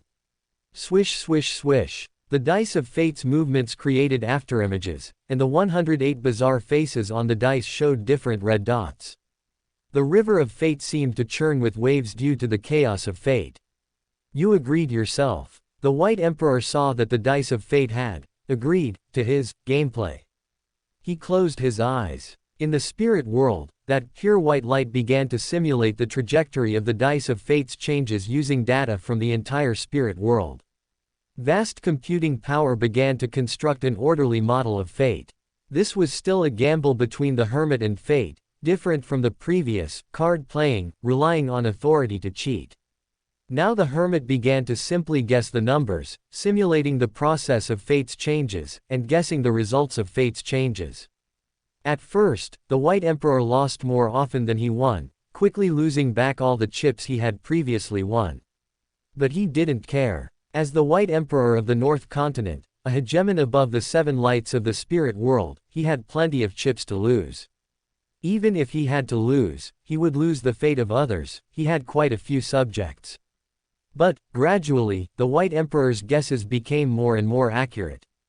The dice of fate was clearly getting anxious, its changes becoming more and more chaotic and disorderly, but this only caused temporary chaos. The White Emperor quickly simulated the general pattern again. After all, no matter how chaotic fate became, the river of fate of the North and South continent was only so long. All changes were within the Earth's barrier, and the Western continent was also sealed by the celestial worthies barrier. No matter how random the dice was, it only had 108 faces. Chapter 263 Tutor. The White Emperor, by amusing himself with these little things and using others' luck as his gambling chips, really did manage to create some truly exasperating situations. Since the hermit is a deity who doesn't discriminate based on race, status, or belief, the number of wild, shallow believers who only remember the hermit when they need to perform ritual magic is quite substantial. These wild believers naturally became the hermit's chips, and unknowingly so. Who told them to pray to a wicked god? A portion of their fate was taken by the hermit, considered payment for performing ritual magic. There's a very true saying in the fifth epic: never trust the benevolence of deities, only their might can be trusted. There are people who die inexplicably due to various accidents, or suffer unexpected illnesses, injuries, or bankruptcies.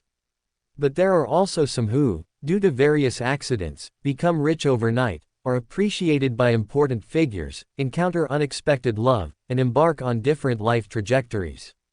Even being a chip for the hermit isn't entirely a bad thing. After all, the greatest misfortune, divided among hundreds of millions of beings, is only so much for each individual. The occasional chip that falls through to an individual is the most direct favor of fate. The White Emperor wasn't in a hurry to capture the uniqueness of fate. Since capturing it was bound to be time-consuming, he decided to slowly weave his net, and in the process, experience the wonder of fate. During this time, He didn't pay much attention to the demonic wolf siblings who had sought refuge, even though Antigonus concealed the uniqueness of the fool. The hermit still didn't care much. Because the hermit discovered that the uniqueness of the fool, apart from potentially causing him trouble for various unexpected and unfounded reasons, seemed to be of no use. The uniqueness of fate allows the hermit to understand the changes in fate. The authority of fate is very intuitive. The uniqueness of the fool, what use is this thing? What is its authority? What abilities can it bring? Transplanting, historical fog, summoning historical void images, spirit body threads, marionettes. These representative Beander abilities of the fool pathway had already been mastered by the hermit. He could achieve these effects through self-created magic without needing to rely on the Beander characteristic of the fool pathway. As for the miracle of revival, the hermit had his own method of revival, and it didn't even have strict numerical limitations. A bit of spiritual blindness and foolishness. Forget it, he didn't fancy it. The only valuable thing seemed to be the authority of fooling, whose main effect was to make the false real, somewhat similar to the audience pathways. Fantasy comes true. It could fool time, fool history, fool fate. But the hermit felt that even without the authority of fooling, he could manipulate these things himself. The so-called fooling was less valuable than transplanting here. To summarize, the uniqueness of the fool was not even worth fighting for. It was useless, unlike the door in error. Therefore, Antigonus had a good time with the White Emperor. Apart from occasionally needing to spar with the White Emperor so he could see if there were any new ways to play with the fool pathway, the demonic wolf lived much more comfortably than in the mountains. Now, he even knew how to use chopsticks or knives and forks when eating meat. And as the White Emperor's transfer of power continued over time, the resulting power vacuum was enough to cultivate a large number of Beyonders of the lawyer pathway. While the Black Emperor consolidated power, it was impossible for him to bypass the White Emperor and directly command Trier and a large part of the western North Continent. Solomon was still relatively subtle in his actions. Remote control of Trier relied on the batch of low-to-mid sequence lawyers who had been dispatched to the White Emperor's subordinates years ago. These Beyonders of the Black Emperor pathway were very adept at handling superiors, and over the years, they had diligently helped the White Emperor with many tasks. The White Emperor also promoted them, granting these Beyonders higher noble titles, allowing these lawyers to have the opportunity to obtain potion formulas and Beander materials for sequence advancement from the Solomon Empire. Among these people were members of the Solomon family, but those who fared best with the White Emperor would certainly not be the Black Emperor's kin. Among other capable individuals, not of Solomon blood, the most outstanding performers were more often women. The White Emperor didn't know how the Black Emperor had arranged things, but among those sent from the imperial capital to him, and who ultimately made it onto the promotion list, women indeed constituted the majority. These viscountesses, countesses, and marchionesses quickly established themselves within the White Emperor's system. Many even intermarried with the White Emperor's core supporters. The most outstanding among them, who emerged from a crowd of fierce competitors, was even acknowledged by Shah Ayar for her capability and meticulous work. She now stood respectfully at the foot of the steps, gracefully bowing to the White Emperor at the head. She wore a black, asymmetrical gown, her azure eyes sharp and firm, her brown hair cascading over her shoulders without disarray. Her cold countenance carried the majesty of a great noble, and simply standing with her hands at her sides exuded an air of shrewd competence. To simultaneously earn the trust of both the Black Emperor and the White Emperor, to hold extreme loyalty to both emperors of the Solomon Empire, and not to collapse, successfully facilitating the different strategic needs of both emperors, and outcompeting other cunning rivals, such talent, success was perhaps inevitable. Your Majesty, you summoned me. Alistair Tudor bowed, asking respectfully and briskly. The White Emperor responded indifferently. He was calm now, having known for a long time that among the names on the list sent to him, half were named Tudor, and among those 5 Tudors, 3 were women. This seemed to be a pre-arranged outcome. The Tudor family had long been a supporter of the Solomon family, and also an extraordinary family inheriting the lawyer pathway. For the Black Emperor to want to make his voice heard on the western side of the North Continent, choosing the Tudor family, who were experienced, easy to control, had clear backgrounds, and were capable, did not seem difficult to understand. The White Emperor himself knew that the Black Emperor had also arranged for another subordinate family, the Truncest family, to contact the elves on Sunia Island, to contact the Sanguine responsible for managing Backland, and in other places, to contact several churches on the North Continent, serving the Black Emperor's will in various regions. Essentially, these were all common political maneuvers. The White Emperor was strong, so the Black Emperor could only be subtle. Perhaps it was decided from the beginning that the spokesperson in Trier would be a woman from the Tudor family, but the candidate was not predetermined. Instead, a genuine competition played out. These candidates fought like a battle of GU worms. The Tudor family eliminated candidates from other vassal families, the women of the Tudor family eliminated the men of the Tudor family, and after the internal decisive battle among the Tudor women, it led to the current Alistair Tudor, who was able to come and meet the White Emperor. A Sequence 3 Frenzied Mage. Chapter 264, Aurea. A Magical World. This was Shah Iyer's only comment on the matter. For a second-tier Beander family, having an angel was an immense opportunity and blessing. Due to political needs, the Tudor family's internal inheritance policy seemed to have undergone some adjustments. Admittedly, in the western part of the Solomon Empire, being a Duke of Entropy loyal to the Black Emperor but not rebellious or offensive to the White Emperor did not necessarily require one to be male. However, being female might offer some additional convenience, especially when other vassal families of the Solomon family, in order to increase their competitiveness, prepared to make moves in this area. The Tudor family might also be affected. There was only one opportunity to advance to Angel. There were only 9 Beander characteristics of Sequence 2 in total. The Solomon family allocated one due to specific needs, as directly sending an angel from the Solomon family to Trier would easily lead to this angel being ostracized by the White Emperor's direct lineage. The opportunity to advance to angel had to be earned through competition. The Tudor family adjusted its strategic plan based on the overall environment, and the final result was that the women of the Tudor family benefited from the version dividend and outcompeted the men of the Tudor family. Magical. According to political balance, the White Emperor grants the title, and the Black Emperor provides the characteristic. One must first be loyal to the Black Emperor, but also to the White Emperor. Doesn't this just cultivate loyal opportunists and traitors? Shah Iyer felt that he had underestimated the adaptability and responsiveness of the middle-class elite. As the general environment changed, some heroes who stood at the forefront of the era due to specific opportunities might fade away in the competition, and their ecological niches would naturally be filled by other heroes. After all, the times create heroes. Shah Iyer put down his teacup, propped his chin, and pondered. The Church's doctrines are often directly or indirectly related to their corresponding deities. How did a high-level figure in the Beander world like the Lord of Storms develop a preference for males over females? Oh, I understand. It's likely still the tyrant pathway. Those of lower status will always tremble and obey those of higher status.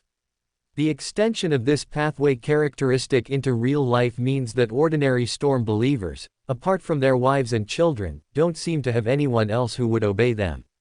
However, if the characteristics of a church, besides being related to its corresponding deity, are also related to its geographical location, then the unhealthy trend of the eternal blazing sun church favoring gays and married women isn't Osius's fault. Can it be blamed on me? As Shah Iyer thought of this, his expression became a bit subtle. He used to be so happy with the 7 deities, but now that he realized he could also be targeted, he wanted to pretend to be asleep, foolish, or absent with Mr. Fool. If he couldn't withstand the pressure one day, he might just release the translated version of Old Huang's diary to cool things down. He thought happily, then walked with his shift-changing steps into the slightly gloomy Charn's Gate, descending layer after layer of stairs to the deepest, most core area. Shah Iyer looked around, and after confirming that no one was around, he walked to the altar sealing the Mother of the Sky. Through 2 sealed artifacts of the spectator pathway, he softly said to the beautiful woman inside.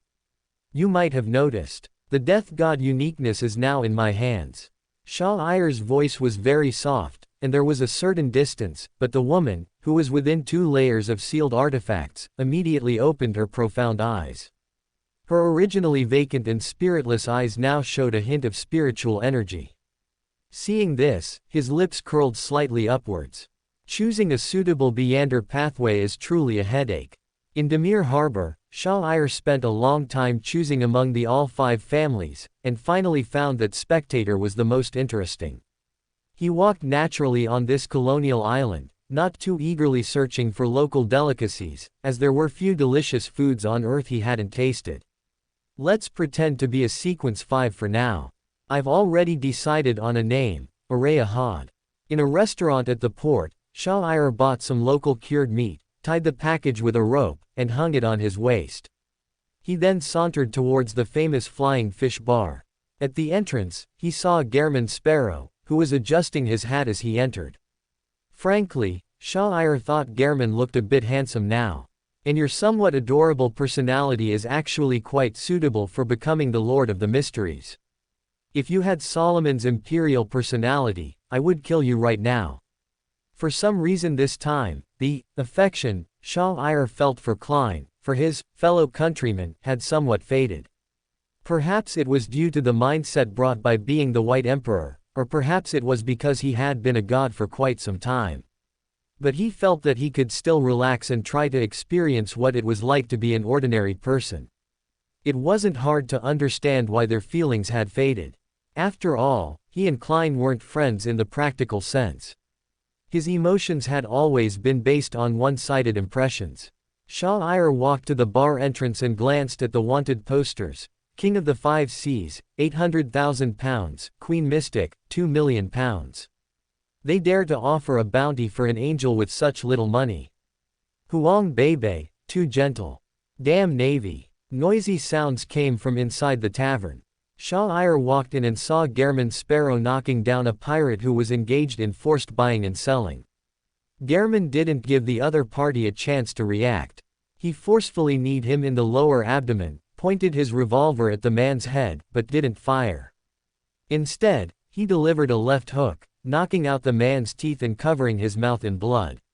Finally, he casually threw £5 onto the bar counter, coldly saying, "Keep the change," settling the damages to the tavern. Having read the original, Shah Ayer vaguely remembered that Klein did this to establish his persona and digest the faceless potion. However, his professional spectator instincts told him that this guy was secretly enjoying it, and there was some excitement he hadn't even noticed himself. Mind reading is a disgusting ability, isn't it? In a sense, I've even read your diary. German seemed to sense a gaze. He looked back and saw a young man with golden hair and blue eyes, and a handsome face. The person didn't look like someone who would be in such a place, and he hadn't brought any valets or bodyguards. "Hey, friend, do you know about ghost ships? I have clues about a ghost ship here, are you interested? This is our fleet's haul, but I don't want to benefit those pirates and the Navy. I'd rather find a capable partner. Just by appearing here, someone who mingled in this place immediately wanted to test Araya. Thanks, I've eaten." Araya smiled, suppressing his indifferent murderous intent. The burly man in front of him realized something, seemingly becoming more sincere. He smiled, patted his shoulder, and said, "What a pity, the flying fish here are quite good. You can try the Southwell beer here, it's on me." The tattooed bald strongman enthusiastically invited Araya to sit down. German frowned at this scene. How could the ruffians here be so friendly? The brawny man, who looked fierce, wasn't just talking, he actually ordered a flying fish sashimi and 2 glasses of Southwell beer from the bartender, enthusiastically sharing them with Shah Ayer, who looked like a sheep, though his name was now Arye Horde. What new trick is this? Such a development made Klein frown slightly, and even the other pirates and sailors in the bar were confused. Were they not satisfied with a simple knife-point robbery, but preparing for more advanced blackmail? "I brought smoked meat." Shah Ayer smiled as he untied the smoked meat from his waist, drinking the beer that was decent but still felt a bit low quality, listening to the brawny man in front of him talk about rumors from the sea, Truncest's ghost ship, the Fountain of Youth, and some strangely styled mechanical constructs that had been salvaged. "Brother, you look like you come from a good family. Are you here to travel the Sunia Sea, or are you planning to invest in plantations on the South Continent?" The brawny man took a swig of beer, his mood brightening, and chatted warmly. "It's all pretty much the same. I have many brothers at home, and I'm not particularly valued, so I can only come out and see the world. I heard there's wealth everywhere at sea. For ordinary people from the North Continent, those with a skill or two, coming out to make a living is much better than staying in their pathetic hometown." Shah-Ir tasted a slice of sashimi. It was slightly sweet. The tavern might be dark, but the fish for the sashimi was fresh. He had another thing he didn't say. At sea, especially for Loan people, making a living on Loan's colonial islands indeed offered more opportunities. The sea always presented both opportunities and risks. "Brother, you don't understand this. Money on the sea isn't that easy to earn, but sometimes, money does come quickly." The brawny man laughed twice, seemingly quite pleased that a rich young master like Shah-Ir also had to come to the sea to make a living, and knew even less than he, a rough man, did. "Enough talk. This is the first island I've passed through since setting sail. I must experience it." Shah-Ir smiled and stood up, intending to experience the charm of the place, but he was stopped by the brawny man, who quietly warned him. "Brother, listen to my advice. Don't look for women here. If you really need to, just find any family on the island, and with your looks, you basically won't be rejected. Then I'll just wander around." Although Shah-Ir felt that making honey traps seem simple and kind was easy enough, this was, after all, the other party's good intention. So he left with the remaining half of the smoked meat. After he left, a chorus of boos erupted in the Flying Bird and Wine bar. These patrons looked down on the brawny man's initial flattery and subsequent servility. "Bah, what do you bastards know? Don't I know if I can afford to provoke him or not?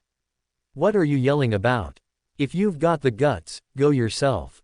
Facing the group mockery, the brawny man immediately reverted to his true nature, becoming foul-mouthed. Sometimes, a spectator's hypnosis doesn't require much effort. A slight guide can achieve the goal. This was martial virtue. Shah-Ir walked out of the tavern and headed towards a secluded alley nearby. Nearing the alley entrance, he saw Klein poised like a large feline, ready to strike. Standing opposite him was Flaming Danitz, cloaked and with scorched yellow eyebrows. His deep blue yet bright eyes and not too defined facial features clearly indicated he was from southern Intis or the Rumburg, Siegel area. "It seems another friend is interested in me." Compared to Klein German's obvious vigilance, Danitz's attitude was better. He was like an elite monster greeting a rookie, very friendly. This made Shah-Ir, who stood at the alley entrance like a curious bystander, and Klein, who was overly tense and in a defensive cat-like posture, seem quite foolish. Flaming Danitz, a great pirate with a bounty of 3,000 pounds, a capable subordinate of Vice Admiral Iceberg.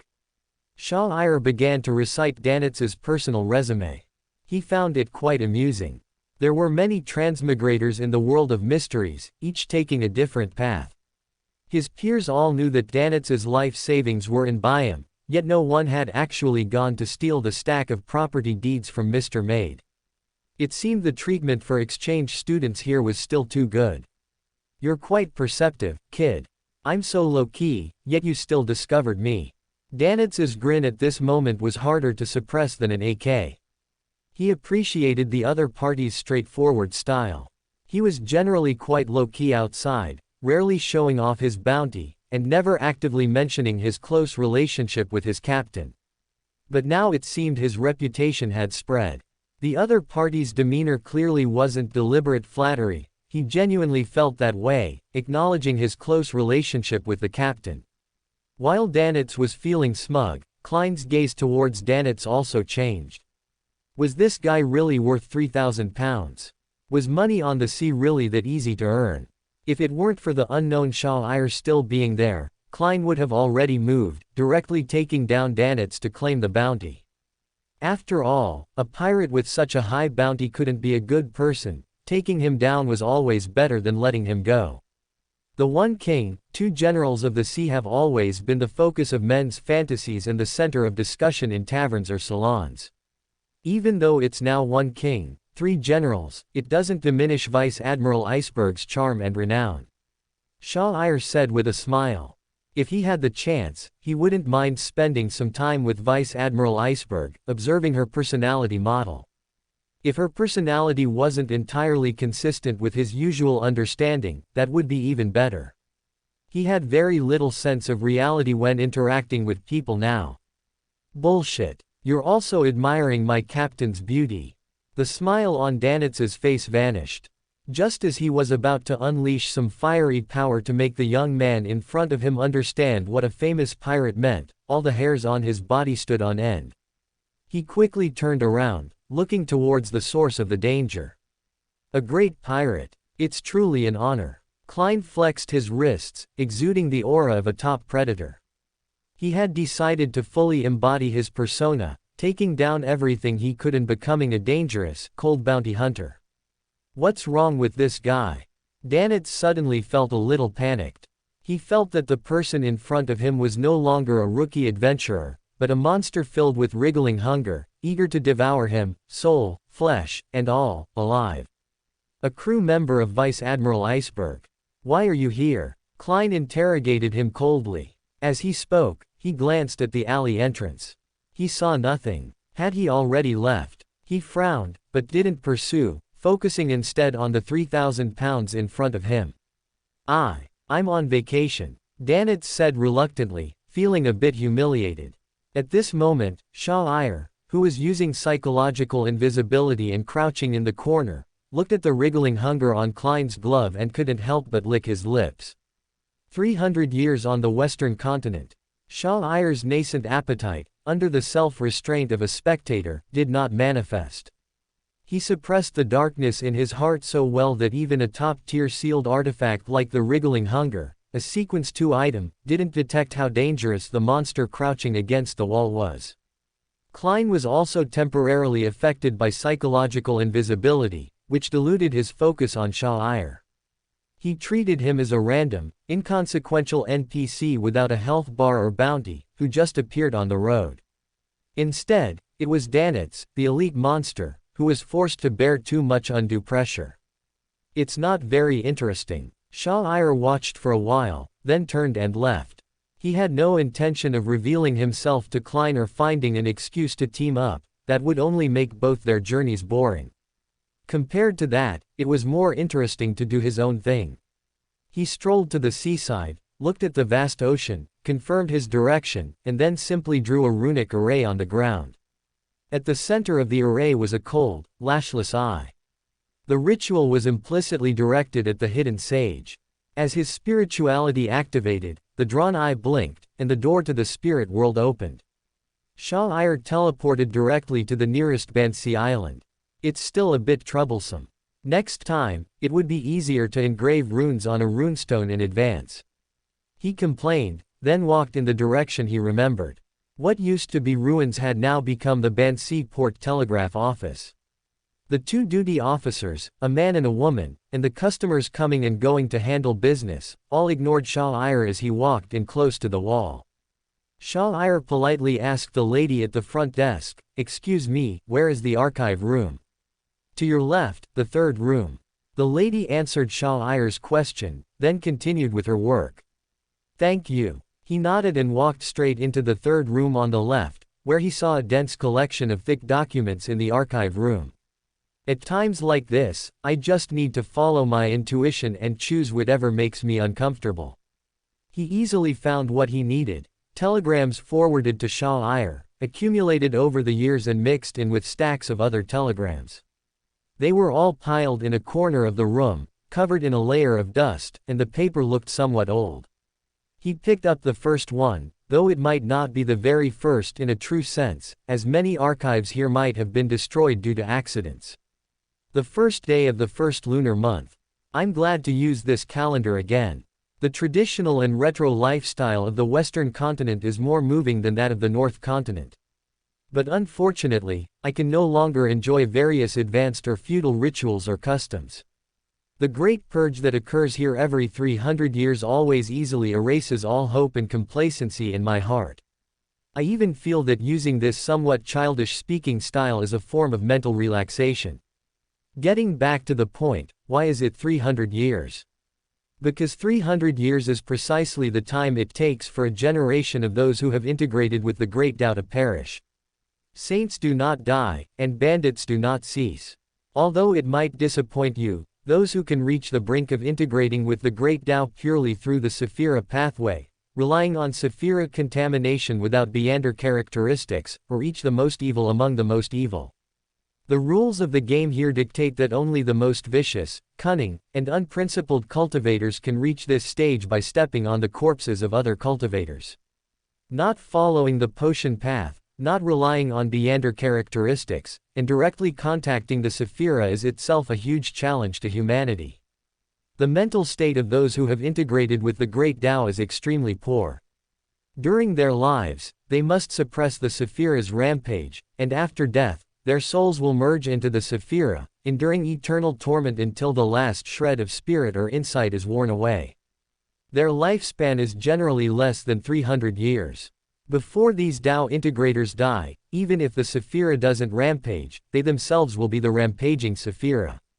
I now understand why the river of eternal darkness could influence the Phoenix ancestor greed, the Phoenix ancestor, in the second epoch, and why it could cooperate internally and externally to penetrate the celestial venerable's barrier and send out a tributary.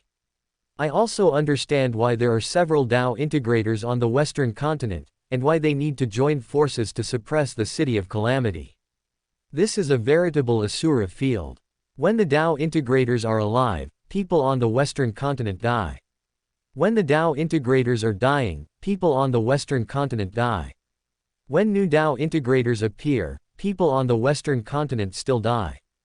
If the Western continent didn't have the mother nest, I would truly believe that humanity should have perished in countless disasters long ago. That they can still live like ants today is truly thanks to the grace of the mother.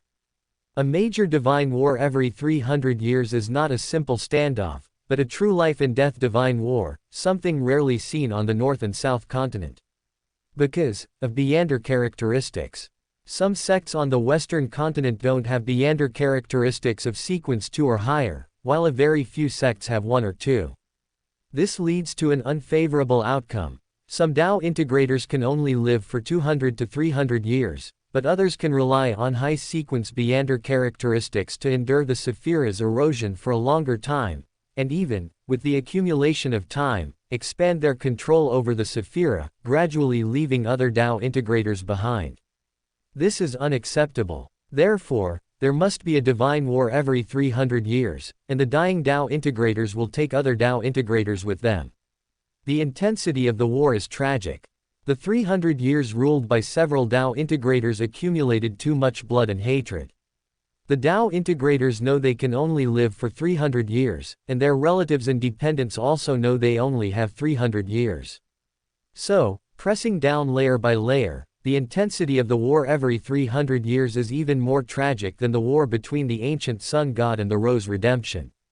The East continent was only destroyed once, but the Western continent is destroyed every 300 years. My initial plan also fell apart. Our predictions were not wrong. The Western continent did not overly reject our return, as elves and Western continent people originally shared the same origin. But the fantasy of using a sequence 1 Beander characteristic to walk the Sephira pathway on the Western continent and have a long-lasting plan completely collapsed. The Western continent wouldn't mind an extra feudal lord, but no one can escape the Great Purge every 300 years, including the high and mighty Tao integrators. This is a hell where even true gods are pulled down from their altars, flayed, and dismembered. Now, you might understand why the last Tao integrators of the Western continent, as we know them, are basically hybrid products of the consciousnesses of past Tao integrators. This is like the most malicious curse. These hybrid consciousnesses can only be suppressed by a GU cultivated through the Great Purge, which has accumulated enough power and temperament. When I came to this cursed land, I felt that the survivors of the East Continent were so fortunate. The people of Moon City only need to eat the corpses of monsters, endure physical deformities, and live a sunless life. The Western Continent eats the corpses of their own kind, consuming humans, breaking bones for fuel. Only by mutual devouring, only by cultivating the most venomous GU, can they avoid being poisoned to death by the Sephira so quickly and led their civilization through centuries of bloodshed. Chapter 267, Suddenly Amused. By the time you see this telegram, I will also have started to devour people. The so-called Western Continent's cultivation method isn't as profound as imagined. The reason Western Continent people can access Sephira is essentially due to generations of accumulated poison resistance and tolerance. Bloodlines without Sephira adaptability simply cannot be passed down. Shah Iyer looked at the telegram in his hand, his face expressionless, and fell into a long silence. All the anticipated research results, experimental data, and Western Continent's wondrous methods were false, mere empty talk. The only thing that could truly be called a Tao seemed to be devouring people. Everything else was just a method, or rather, Leander abilities, not particularly important things. This seemed very reasonable. Klein's Sephira Castle affinity was cultivated by his spirit body hanging on Sephira Castle for over 3 epochs. Grisha's Chaos Sea affinity was cultivated by his spirit and flesh soaking in the Chaos Sea for over 1 epoch.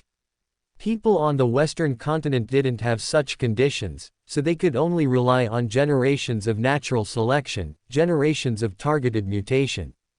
Fortunately, reproduction was ultimately protected by the mother nest. So, they exchanged the lives of generations for what their descendants called cultivation talent. Devouring people. A great battle royale every 300 years. These things deviated from Shah Iyer's planned expectations. As a hermit of the knowledge pathway, a sequence 1 author of the spectator pathway, even a fool would know to plan for the coming apocalypse. He had initially chosen the Western Continent, and although he hadn't acted yet, he knew clearly that he would eventually do so. But now, it seemed he had underestimated the difficulty of the Western Continent dungeon. It is not poverty that is feared, but unequal distribution. Lifespans of 300 years versus lifespans of several thousand, sitting and discussing the Tao. Similarly, I'm afraid the Celestial Worthies contingency plan, Peng Lai, left a deep impression on the Western Continent, and no one would believe any promises. Leaving other things aside, one point could be confirmed: that self-reserved land of the Celestial Worthy on the Western Continent would not believe in political contracts or oaths. They wouldn't even believe them without Beander factors, let alone when contracts themselves, as a form of authority, could be constrained or nullified by other authorities. Even if they truly wanted to sign a contract, signing one with a Tao harmonizer whose lifespan was less than 300 years seemed pointless. When these Tao harmonizers were nearing their end, who would still care about the backlash that contract penalties might bring? Swearing by Sephira himself also felt useless. Shah Iyer thought of the Evernight goddess in the fanfiction novel, Circle of Inevitability. She seemed to have sworn by the river of eternal darkness, promising to treat the Howlee lineage well and make it flourish.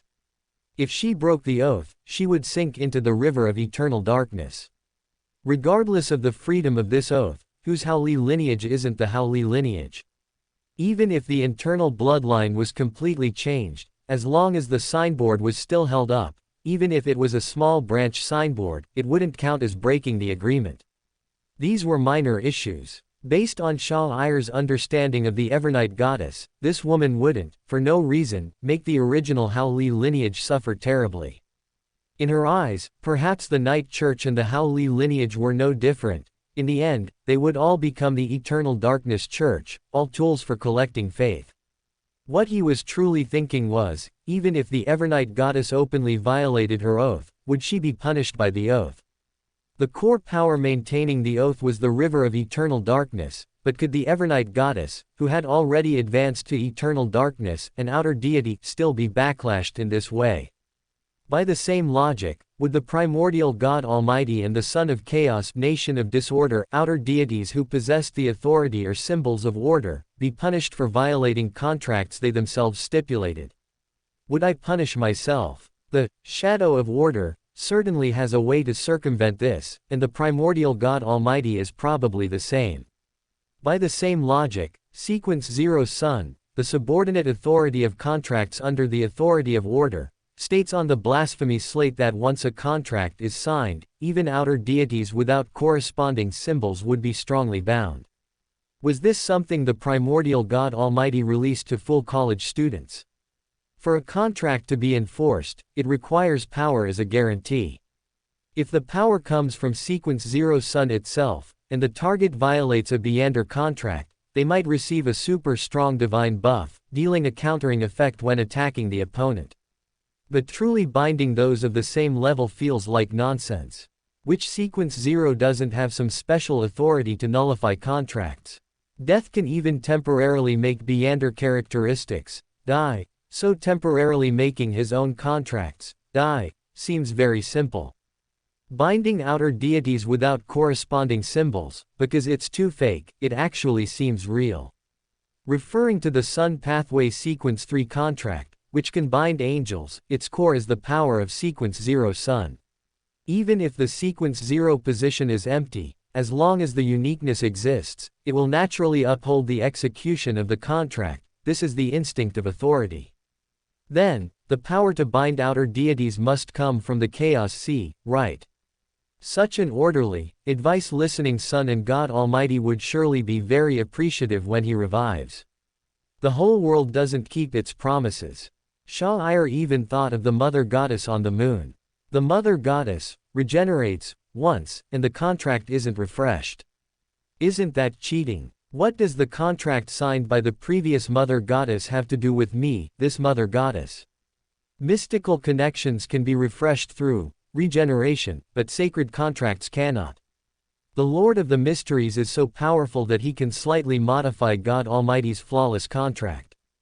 So why didn't he think of a way to transfer the contract on the Mother Goddess's head, through some strange method, some strange mystical connection, to the Mother Goddess's daughter Umibella, or the primordial chaos embryo? As long as Umibella, or Oribemi, or Mila Ube, was still gestating, not yet born, and still one with the Mother Goddess, transfer the subject of the contract to Umibella, and then try to separate Umibella as a part of the Mother Goddess, carrying the contract with the primordial God Almighty. Isn't this stronger than directly modifying God Almighty's contract in black and white? The esteemed Lord of the Mysteries finds it a bit difficult to modify a fairly judged contract, just as it's difficult to directly amend regulations. So, wouldn't it be much simpler to find a scapegoat, pin the blame on them, make it a fait accompli, dismiss the case, and indirectly achieve the goal, rather than directly tampering with the contract? In a very short time, Shah-Ir thought of so many things, and then couldn't help but wonder whether he had underestimated the difficulty of God Almighty's contract, or if Klein, on that particular line, was simply too straightforward and accustomed to solving problems with the power of authority. PFF'd. Ha ha ha. Shah-Ir stuffed the archives back into his hand, and the gloom in his heart vanished. He couldn't help but laugh when he imagined the celestial worthy's spirit in heaven, seeing his successor, the little Lord of the Mysteries who was half his son, using the authority of decryption, or finding loopholes, to scan a seemingly perfect contract, specifically designed to guard against old Lords of the Mysteries, for a long time, and finally barely distorting reality a bit, slightly disrupting God Almighty's contract. How much brain hemorrhage would that cause? So funny. Even the Mother Goddess was willing to cooperate. A living Lord of the Mysteries struggling so much with a dead God Almighty's contract. Is this the political maneuver of keeping enemies to maintain one's own importance? Chapter 268. What if we side with them? Jokes are jokes, but don't make fun of Klein. He's the first Lord of the Mysteries, so it's normal for him to lack experience. Shah-Ir only laughed for a moment before quickly stopping. He turned around, looked at the Red Maid, leaning against the archive wall, politely nodded, and then asked, "Have you seen it?" Shah was referring to the telegrams sent from the Western continent. These actually had good anti-counterfeiting measures. The information he deciphered from the content was completely different from what an ordinary person would see, all because a hermit is so sensitive to information. The true creator wants to see you. Medici rolled his eyes. With so many telegrams processed here every day, how could he possibly know which one was problematic? He skipped the pleasantries and got straight to the point. Although their appearances weren't identical, that aura was immediately recognizable. An indifferent, seemingly gentle, yet actually extremely arrogant demeanor. You couldn't call him prideful, because he wasn't, but if you said he wasn't, he would just smile. Medici used to think he was a heaven-sent tough guy, a true man, a real hero. But now, looking at him again, he felt he was even more annoying than Adam, an old geezer. Grisha, what do we have to talk about? Shah looked at Medici in confusion. With the current lineup, it was impossible to lose the Apocalypse War. The Lord of the Mysteries was so powerful, he could just wish for 2 more Earths, create an Earth nebula, and then evenly scatter humanity from each county onto them, letting them reproduce on their own.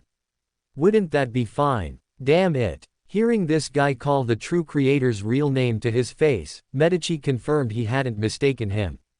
Aside from this guy, even the 7 deities usually wouldn't use the true creator's real name. I truly want to hear your opinion. Even if it's from the opposing side. Medici said truthfully, regardless of what he was thinking internally. I want to be a person now, I don't want to see him, or him. I also don't think there's any meaning to it. If there's anything, just ask directly, and I'll usually answer. Shah shook his head, not particularly wanting to see the true creator, who might still be weaning. Although the true creator could transform into a 1.9 meter tall, muscular, blonde handsome man through flesh and blood magic, he still didn't want to see him. His social skills were quite poor, he had a bit of social anxiety. Alright, the true creator asked me to ask you, do you want to become a visionary, or even go further and contend for the position of God Almighty? Medici wasn't surprised and directly threw out the question. He stared intently into Shah-Ir's eyes, as if trying to discern something from them. It depends on the situation. I think I can do whatever, as long as I get at least 1 Sephira in the end. Shah-Ir thought seriously for a moment, then answered earnestly. He didn't have a strong desire to become God Almighty. As long as he had the ability to encircle and kill God Almighty, that would suffice. As a transmigrator, having reached this point, he had almost become a versatile player capable of filling any role in a 5-lane setup. Top, mid, bottom, jungle, support, he could play them all. Which one he played depended on what the team fight lacked at the time and whether there were any noobs dragging them down. He preferred to choose the most suitable and least strenuous pathway. He would only choose what he needed. How arrogant. Little Red realized that the elf in front of him had great potential to become a red priest. He spoke quickly, mocking. As expected of the guy who always almost destroys the world. You seem to have unexpected talent in many pathways. Shah-Ir smiled and shook his head. What you call talent, humanity's beastly nature can fulfill half, and humanity's acquired human nature can fulfill the other half. As long as one is a normal person who actively approaches the spiritual imprints in the Beander characteristic, there's no one who can't be a good god, only those who struggle to be human. Hush. Medici chuckled. So, advancing to high sequence is quite easy then. Is it hard? Follow the potion, act according to instinct. If you are light, illuminate all things. If you are darkness, go against the flow. You just need to follow along. You don't need to worry about anything else. Because the necessary physical qualities, memory capacity, thinking speed, knowledge, and abilities, don't you acquire all of them after drinking the potion?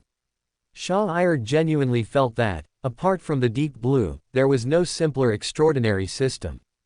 As long as one could manage the triangle relationship, the balance between divinity, humanity, and anchors, then playing a full epic of Fight the Landlord in the Divine Kingdom wouldn't be considered neglecting one's duties.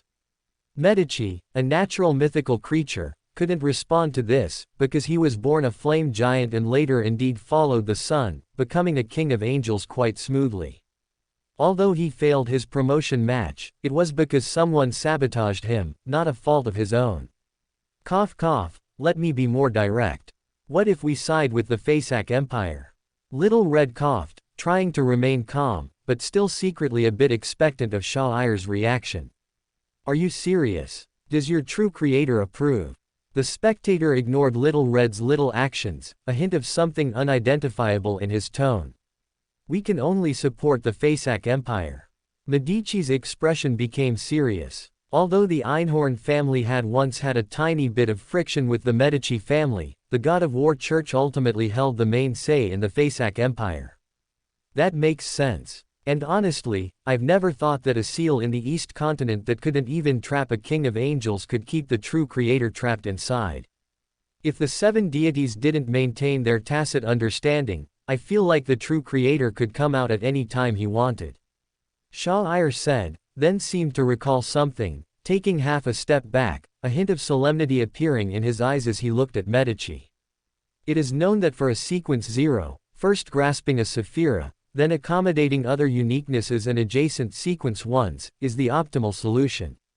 This conclusion was originally researched by the ancient sun god. Secondly, during the fourth epoch, the true creator himself possessed partial authority over the Chaos Sea. Finally, below Chernobyl in the East Continent lies the Chaos Sea. The true creator hid there alone in the East Continent, out of everyone's sight, for thousands of years, and even became mad.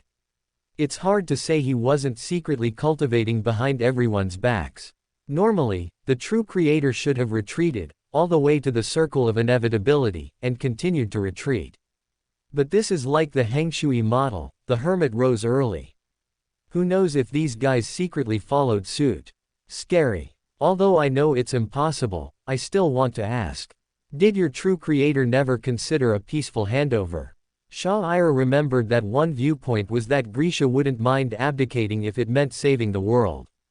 Medici didn't answer immediately this time, but rather inquired through some means before excitedly saying.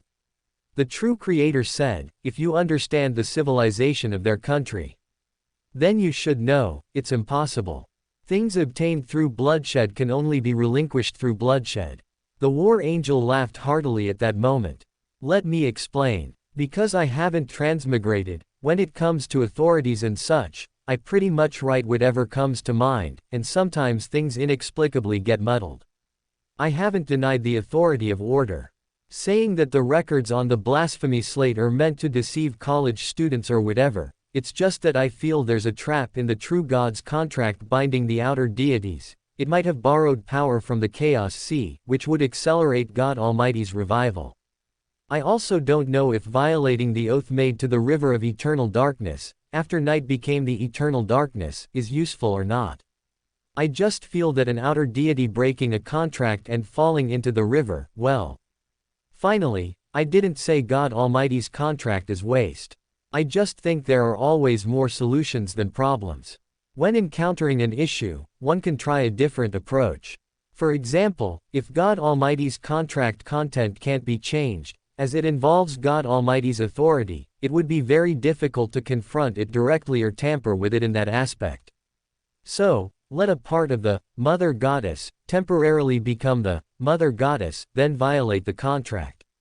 Through methods like confounding fate, cause the contract to explode, or be consumed. This aligns more with the application of mystery's authority.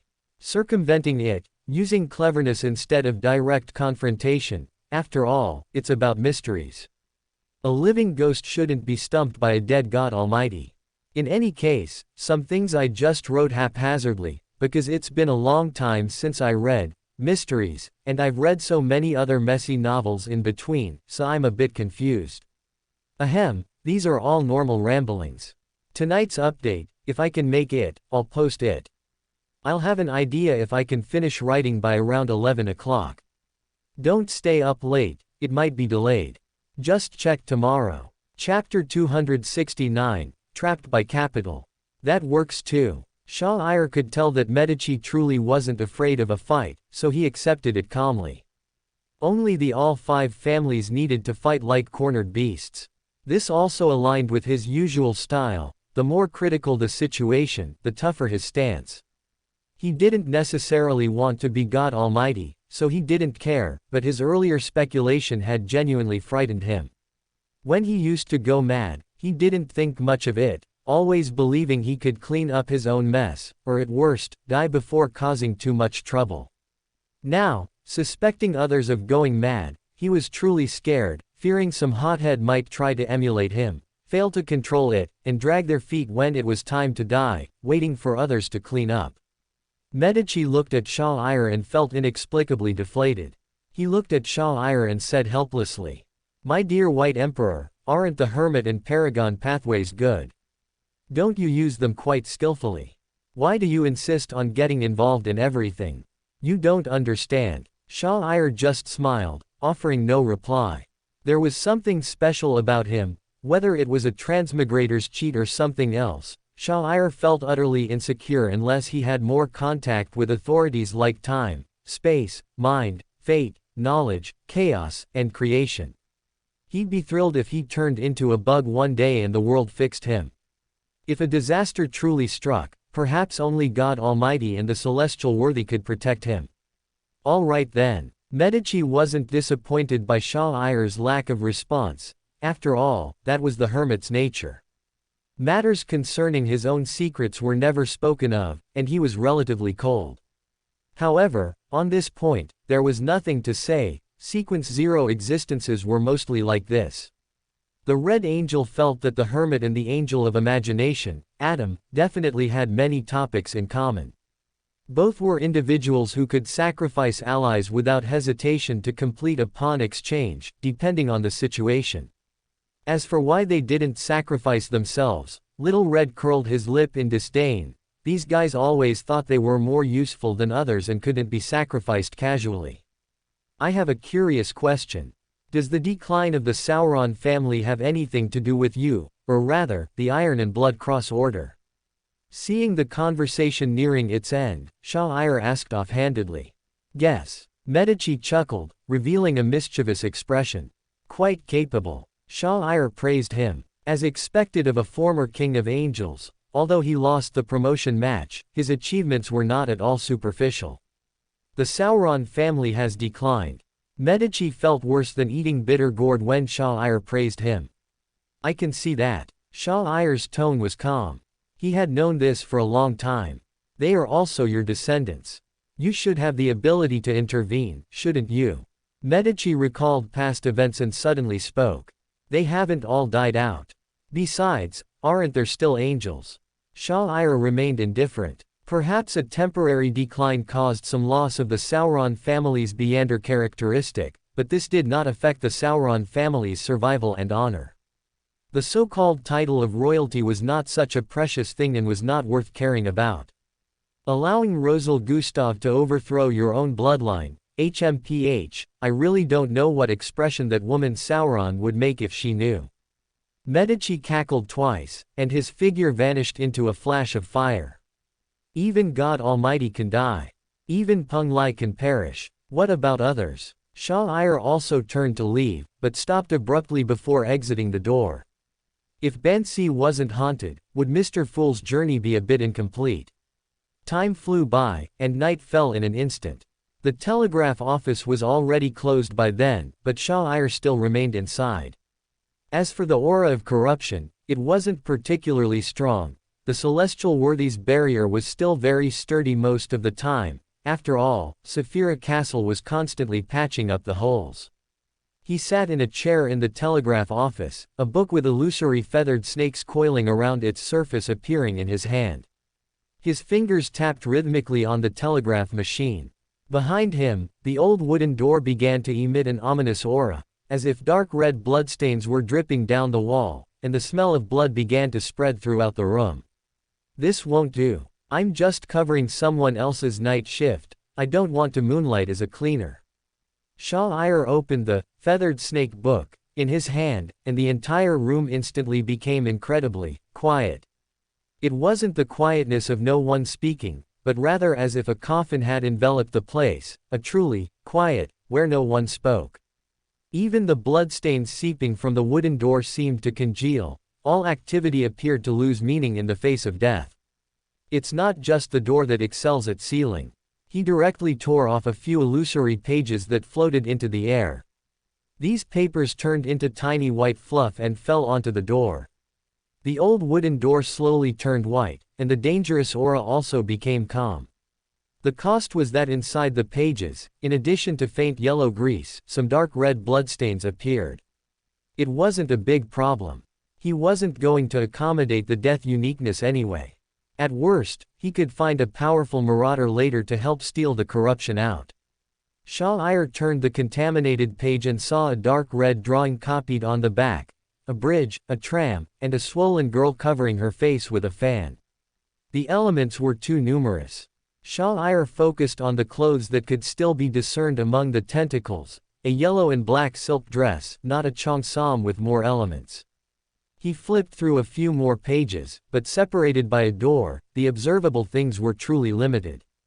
The only comforting thing, perhaps, was that rickshaws did not appear in the background image. The influence of this door can still be restrained, but I have to create all the monsters that refresh at night and implant certain psychological suggestions through hypnosis. Tonight is going to be busy. Shah complained, but there was no trace of weariness or fatigue in his eyes. Referring to the content he had received last time, he used the authority of death and the vast inventory of the underworld as material support to create a rokurokubi he had seen in a manga from his memory. He first pulled off the extra one, then used that as a template to refine a batch of rokurokubi with vivid expressions and various death poses. This was followed by some succubi that could appear in the moonlight, and slow-moving but hard-bodied blood zombies. After confirming that the remaining monsters were enough for Gehrman Sparrow to happily advance his acting progress, Shah finally stopped. At the same time, he remembered that he hadn't acted for a long time. Never mind, acting was also a waste of time. A simple self-hypnosis and it would be over. The next morning, Shah exchanged shifts with the telegraph office staff who had a good rest at home. The created monsters were also hidden, and they would only appear at night, stirring up a demonic wind, when Gehrman Sparrow's arrival was detected. Chapter 270, Relatively Peaceful. The mutated, out of control, and corrupted bishop of the Storm Church also seemed like an indispensable part of the plan. However, Shah was too lazy to target these ordinary people. By then, a group of undead aberrations would naturally entangle these Storm Brothers who might compete with Klein for monsters. Bansi Island, without the Medici family's reckless blood sacrifices, even the extent of the pollution spread is much better than imagined. Shah ordered a glass of lemonade at a local lemon restaurant and had a sashimi platter for breakfast. It was amusing to think that he initially believed the Elf King was from Chaoshan, but some introductions from the Elf Queen dispelled that notion. If Earth's civilization hadn't been so thoroughly shattered back then, the Elf King might have been from Xuanyu. The next day, in the evening, the White Agate arrived at Bansi Port. Klein disembarked, his brows slightly furrowed, feeling a bit uncomfortable. But he didn't think much of it, planning to find a hotel on the island to rest for the night. Staying in the cabin all the time was still a little uncomfortable. Flaming, crossed-out servant, Danitz followed behind, intending to regain his standing in front of this dangerous fellow by acting as a tour guide and showing off his knowledge. Under this subtle psychological influence, he strongly recommended Klein try the local famous pig blood curds. Klein happened to be a bit hungry and hadn't eaten this traditional delicacy in a long time. On the way, the weather in Bansi changed rather quickly.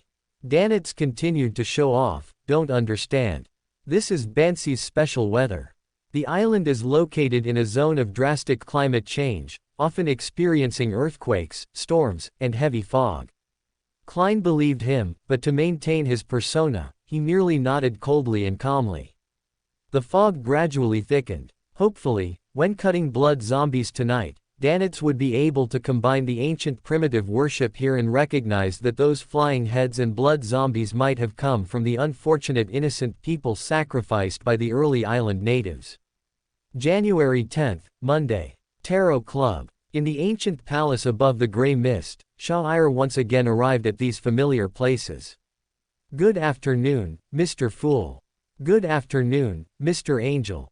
Miss Justice cheerfully greeted everyone, from the Fool to the world. Although an angel who barely played tarot cards before crossing over was mixed in, it was still harmonious. "Haha, this time I specifically consulted Baron Wymandy, a sanguine well-versed in history. Who wants to ask me a question quickly?" Moon Emlyn friendly greeted Miss Justice, then slightly raised his chin, unconsciously glancing at little son beside him.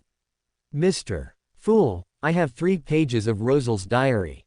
"Mr. Fool, I also have 3 pages of Rosal's diary." Miss Justice and Miss Magician spoke one after another. Derek copied some myths of ancient gods and also prepared a list of monsters near the City of Silver. Shah felt that there was no need to spoil anything for now, it was good for Gehrman to earn some money at sea.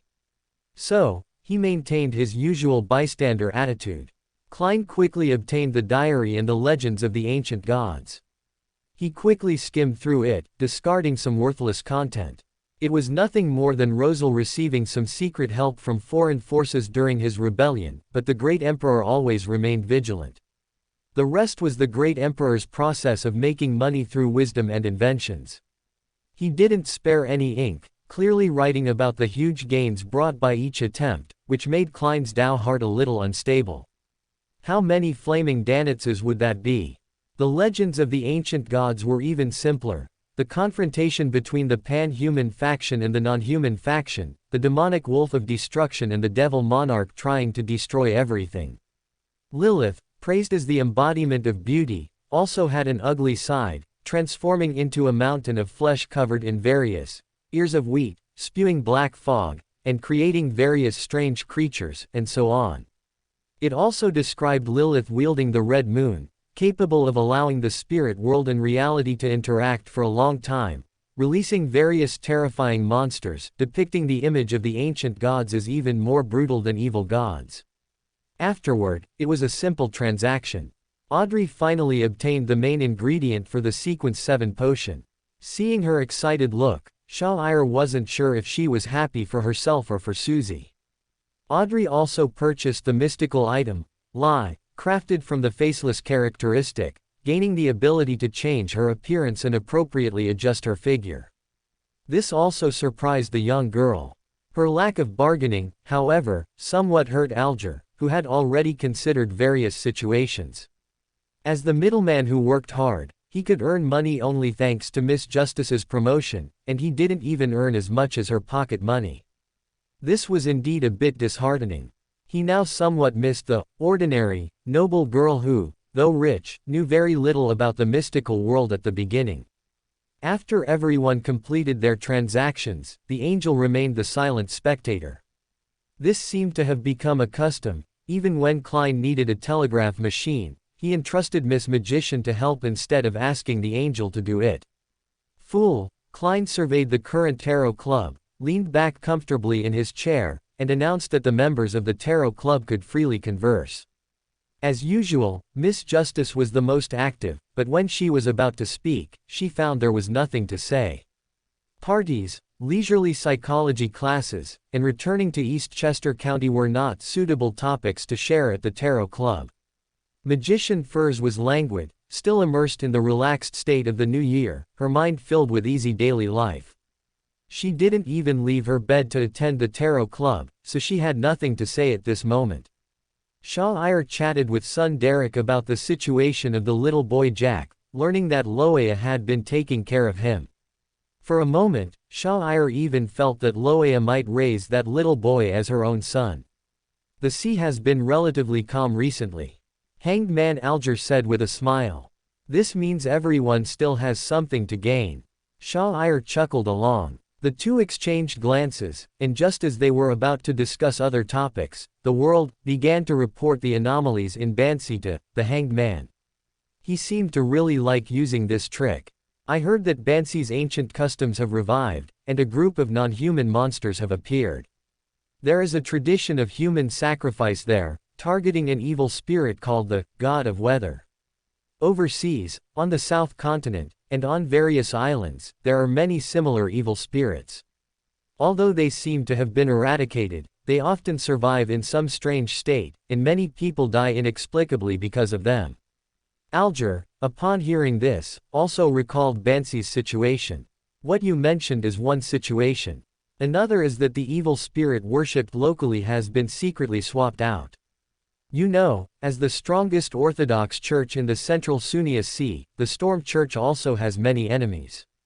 These colonized islands always have endless evil spirits. Bansi, in particular, should still have descendants of the Medici family residing there.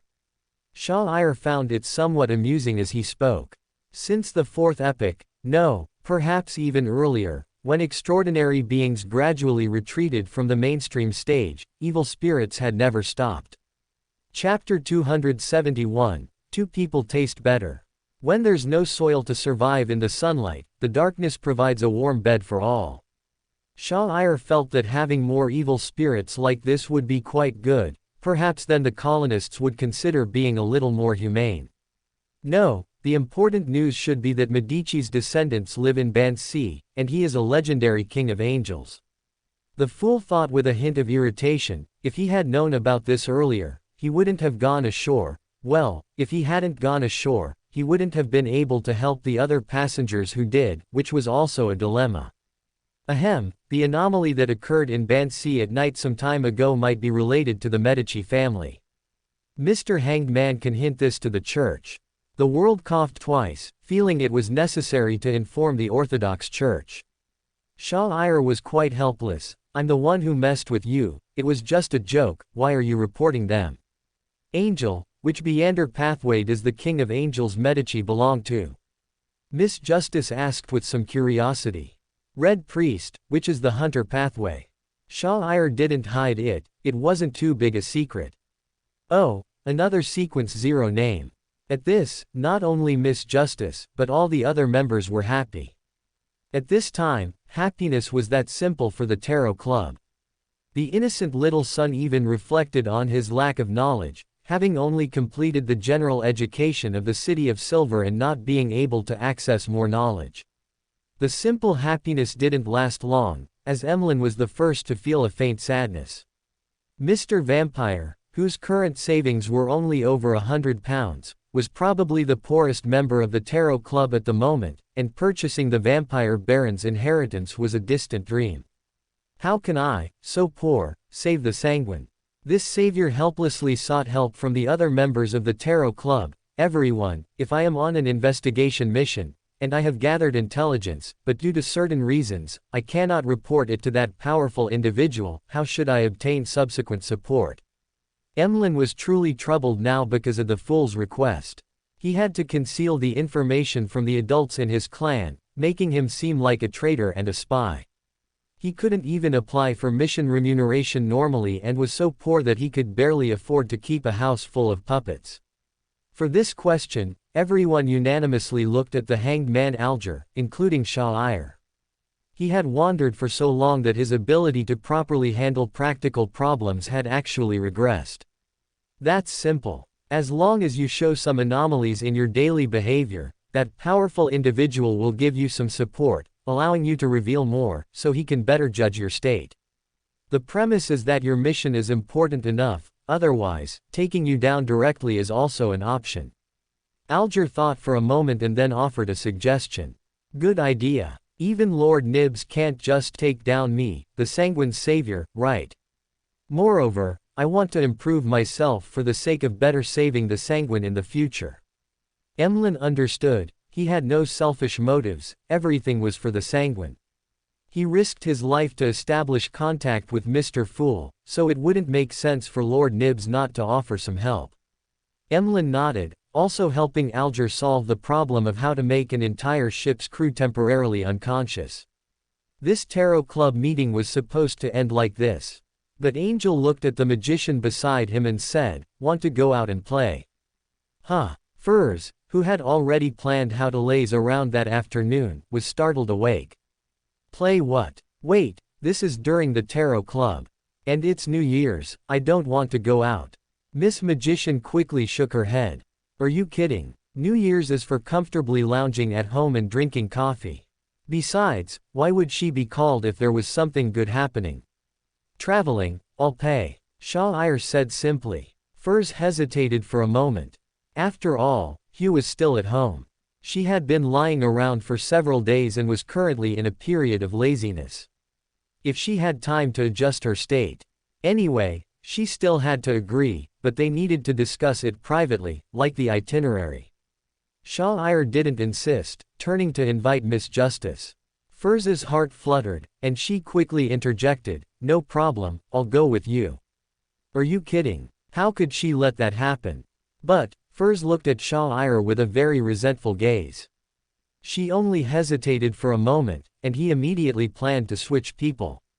Audrey, who witnessed this scene, found it a bit amusing and also a little regretful. She actually wanted to travel with Angel as well, and she had just purchased the mystical item, Lie, which could change one's appearance. However, her situation was more complicated than Firz's. She would definitely not be able to get past Earl Hall and Mrs. Catherine. "I'll invite you another time." Shah Iyer glanced at Audrey, and Miss Spectator received the signal, her lips unconsciously curving into a slight smile. The fool Klein, at the head of the table, saw this scene and felt a pang in his stomach, hastily bringing the Tarot Club meeting to an end. "As you wish." Shah Iyer also bowed to Mr. Fool. The light and shadows dispersed, and their bodies fell, returning to the real world. Shah Iyer opened a portal and went to the slacker's home, directly meeting Firz, who was lying in bed, just opened her eyes, and stretched lazily. They stared at each other. Miss Slacker almost had a fit, opened her mouth to curse, but couldn't. She suddenly remembered that Shah Iyer had said he was a blessed of Mr. Fool. Is this the treatment of a blessed? Teleported directly after the Tarot Club. Thump. Shah Iyer looked at the soft, large bed and the warm, cozy blanket. He tilted his body 45 degrees, couldn't stop, and fell onto the bed. He casually kicked off his leather shoes, tossed aside his coat, pulled up the blanket, squeezed the slacker to one side, and rested his head on the most comfortable curve of the pillow.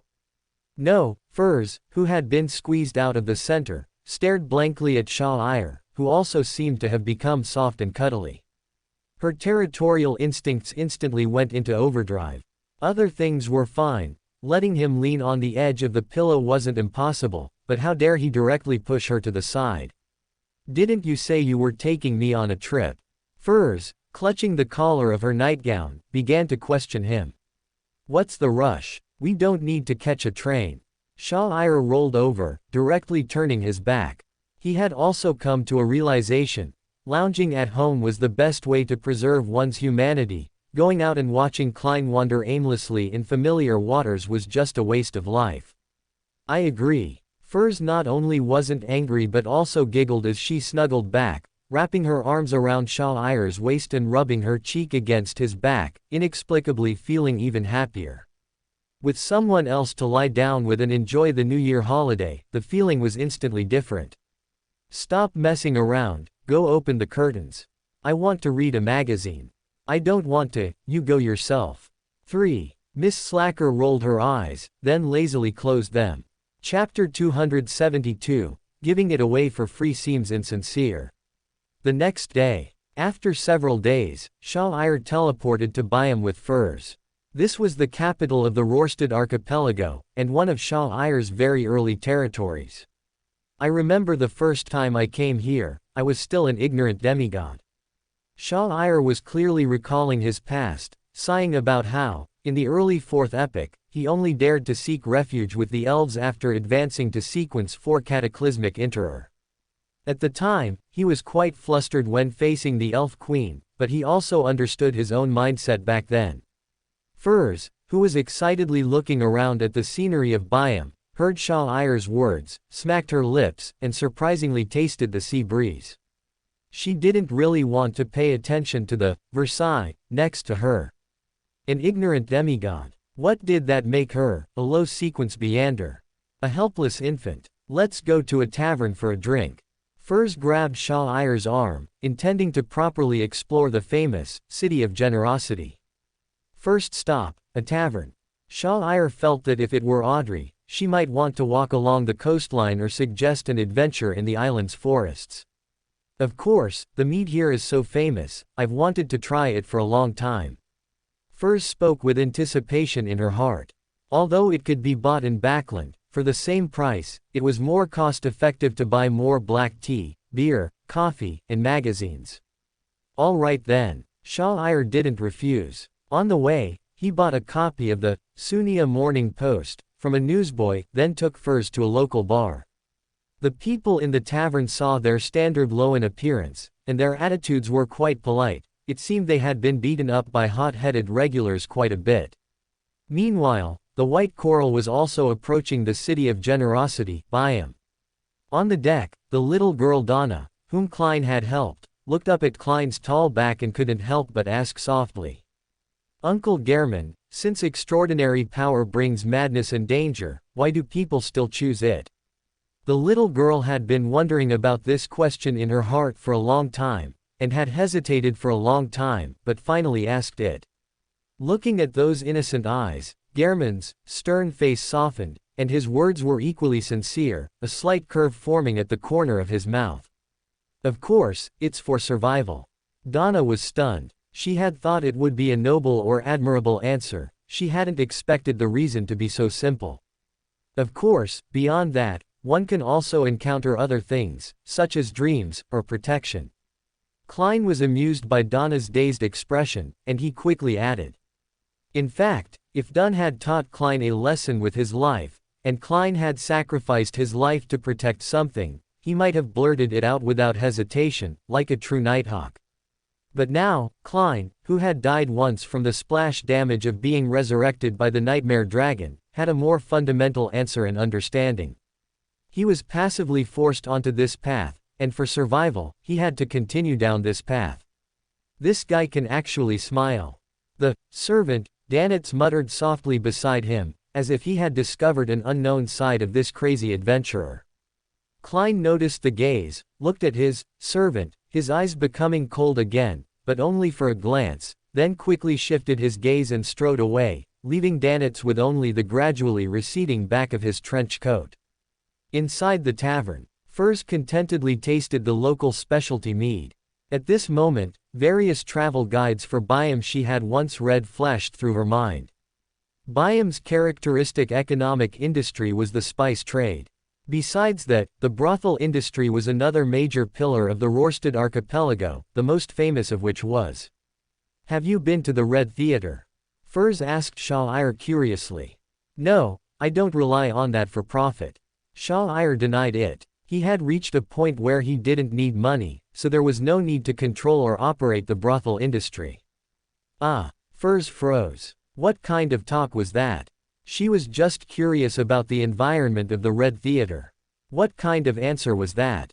When a normal person is asked that, the first thing they think of is consumption. You actually thought of not wanting to open a brothel. I mean, have you learned about it? Furs changed her mind. It was good that Shah-Ir hadn't been there, so she consciously rephrased the question. I've learned about it. It's basically to supplement household income. However, vulnerable groups are easily bullied everywhere, so these ladies have also formed a secret mutual aid society. Shah-Ir briefly looked into it when she asked. This mutual aid society was somewhat connected to Byam's underground organizations and the Sea God Church, which supported the Byam resistance. Essentially, it was just a group of women who had been sold, wanting to band together for warmth and improve their living conditions through various channels. This Sea God Church actually did something humane. Sea God, Calvitua seemed to be the elves' pet snake, a domesticated sea monster. Should I give Klein a Sea God scepter? Or give Calvitua, or rather, the Sea God faith operated by the elves, to Klein? It seemed that returning to a familiar place, Shah-Ir also recalled Gao Exaname beating him while telling him he might squander his fortune in the future. This has nothing to do with squandering, a dynamic world is a vibrant one. Mr. Fool is so smart, he can certainly figure out a way himself. He didn't dwell on it. How could one butcher one's loyal watchdog to entertain friends? Oh. When Furs heard Shah-Ir say that, Her curiosity immediately dissipated, and she stopped asking random questions, quietly savoring the local specialty sweet wine. After a while, Furs looked up. She leaned closer to Shah again, looking at his current golden hair and blue eyes, and whispered, "Last time it was black hair and gray eyes, but this time it's golden hair and blue eyes. Although both are handsome, what do you really look like? Can you show me?" This time, the usually lazy Furs uncharacteristically acted a bit coquettishly. She really wanted to see it. Although various styles were good, she still wanted to see his natural appearance, right? "All right, tonight then, when no one is around." This condition was reasonable, and Shah agreed. He looked at Furs's empty wine glass and raised a hand in a gesture.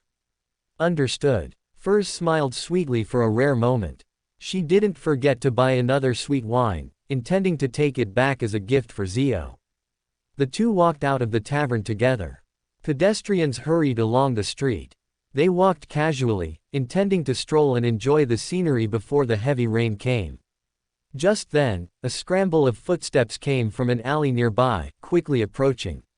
Furs frowned, noticing a man who seemed to be running headlong in a panic, his head down, with a severe abdominal wound. Chapter 273, Still Looking for the Key of Death. Pale yellow eyebrows, an extremely disheveled appearance, and muttering about the captain. Without even needing to see his face, it was clear this was Flaming Danitz, who had just gained his freedom from Gehrman Sparrow. At this point, it seemed that the contact person for Vice Admiral Iceberg, or rather, the Golden Dream, left in Byam, had been taken out by Iron Mavati, the first mate of Blood Pirate General. He himself was severely wounded by this Sequence 6 zombie, barely clinging to life, and was now in a desperate hurry to report to the underworld.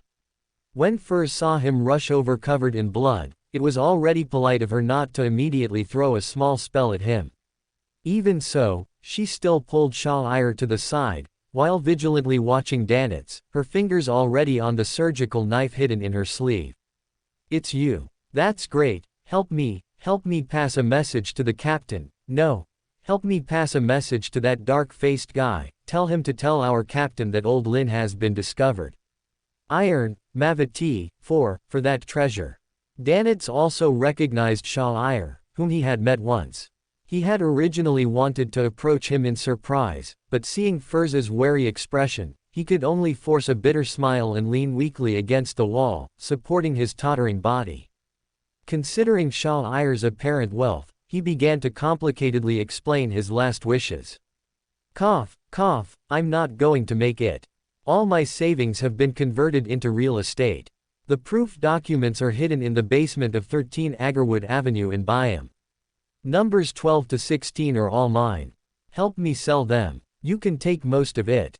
I only hope you take the remaining money to Nosy Town in southern Intis, give it to my parents, and tell them I really struck it rich. As Danitz spoke, he felt his vision darken, and tears flowed uncontrollably. If he truly had no other choice, he wouldn't want to gamble on a stranger's kindness. You know him. Furs turned to Shah upon hearing this. Not well. But 5 properties can sell for a lot of money. I can help with this. Even a Sequence 7 could accumulate 5 properties in about 5 years, and he even knew to buy property. Shah could only say that Vice Admiral Iceberg had taught him well. He glanced at the shadow cloak on Danitz's body, chanted a couple of simple lines, and the flesh in Danitz's abdomen began to squirm. Flesh magic filled the gap in his abdomen, and the so-called fatal wound was directly erased. The only price paid was that Danitz lost a few pounds. Saving your life for one of your properties isn't too much, is it? Shah retracted his hand. The darkness in Danitz's eyes was replaced by light, and a surge of joy from surviving a disaster welled up in his heart. He nodded repeatedly with excitement. Meanwhile, Klein, who had rushed over quickly after hearing some commotion and witnessed all of this, suddenly felt his steps become heavy. A step too late, Klein complained inwardly. He could have treated that injury too. Who is this again? Furs looked at Gehrman Sparrow, dressed as a typical bounty hunter, and grew alert once more. How did I get involved in a murder case by accident? Is this person here to hunt down this unlucky fellow? He looks difficult to deal with. Should I ask for another property later? I know him. Klein also felt strange at this moment, but he still maintained the persona of a crazy, cold, and tough bounty hunter. His posture was still that of a standard high-level bodyguard, crossed out, professional killer, crossed out, a predatory stance like an upright king cobra that people couldn't ignore. Do as you please. Remember, my reward, the property at number 12 is mine. Shah-Ir raised his hand in a chin-stroking gesture. Danitz, who had been looking at Klein, nodded repeatedly again. Although he felt a little cold and sore after recovering, he absolutely dared not refuse. Moreover, the other party had saved him and only taken 1/5 of his wealth. What a good person. Danitz's eyes were filled with gratitude as he looked at Shah-Ir. Let's go, we'll go look at the houses. Shah-Ir took Furz's hand and naturally walked away down the street. Klein stared intently at Shah-Ir's back. He could clearly feel that there was something strange about this person, but his origins were unclear. He hadn't shown obvious hostility, and there was no bounty, so he couldn't act. From time to time, he would feel a sense of familiarity, but it would flash and disappear, completely unable to be connected. After walking down a street, Furz leaned closer to Shah-Ir and whispered. That person seems to be targeting you. We should be careful. Furz was still thinking about striking first and gaining the upper hand. After all, she couldn't give up the free property she had just acquired. Who would have thought that while merely traveling to Byam, a kind person would proactively offer a house? She couldn't help but exclaim, as expected of the city of generosity, the people here are just so generous. No wonder they all say to look for gold at sea. That's Mr. World, you can't kill him. Shah-Ir tapped Furz on the head. Even as a demigod, he couldn't just bully people. Ah. Mr. World. Furz froze, subconsciously looking back, but of course saw nothing. She truly hadn't expected that the gloomy and dangerous Mr. World from the Tarot Club would be somewhat handsome in reality, though his dangerous demeanor seemed unchanged. How did you? She started to speak, then immediately closed her mouth. Right, as a favored one of Mr. Fool, it was normal for him to know more. This matter certainly couldn't be discussed publicly. Why is Mr. World in Byam? Furz changed her question. Who knows, maybe he's short on money. There's another possibility, which is that he also wants to be a favored one. Shah-Ir spoke without hesitation, leaving Furz dumbfounded and no longer thinking about striking first. We're here, go open the door. As they chatted, they arrived at 12 Agarwood Avenue in Byam, only to find it rented out. What now? Should we try another house? Furz pointed to number 16 on the other side, which was empty. Then let's try that one. Shah-Ir had no objections. The two of them simply moved into 16 Agarwood Avenue. Furz seemed to have a key, and they moved in very naturally, not looking like burglars or thieves at all. On the other side, Klein and Danitz exchanged awkward glances. Neither of them had expected to reunite so soon after parting, and in such a disheveled manner. You look pretty good. Klein greeted him. Danitz didn't really want to talk, but given the current situation, he needed this guy's protection to deal with Maviti's subsequent pursuit. I'm actually. He immediately confessed everything. So what's the treasure? Klein asked curiously. I don't know, it was just a huge black iron key salvaged from a sunken ship. Some say it's the key of death, a key that can allow someone to become a true god. Danitz was both angry and annoyed, a bunch of lunatics whose brains have been gnawed by zombies.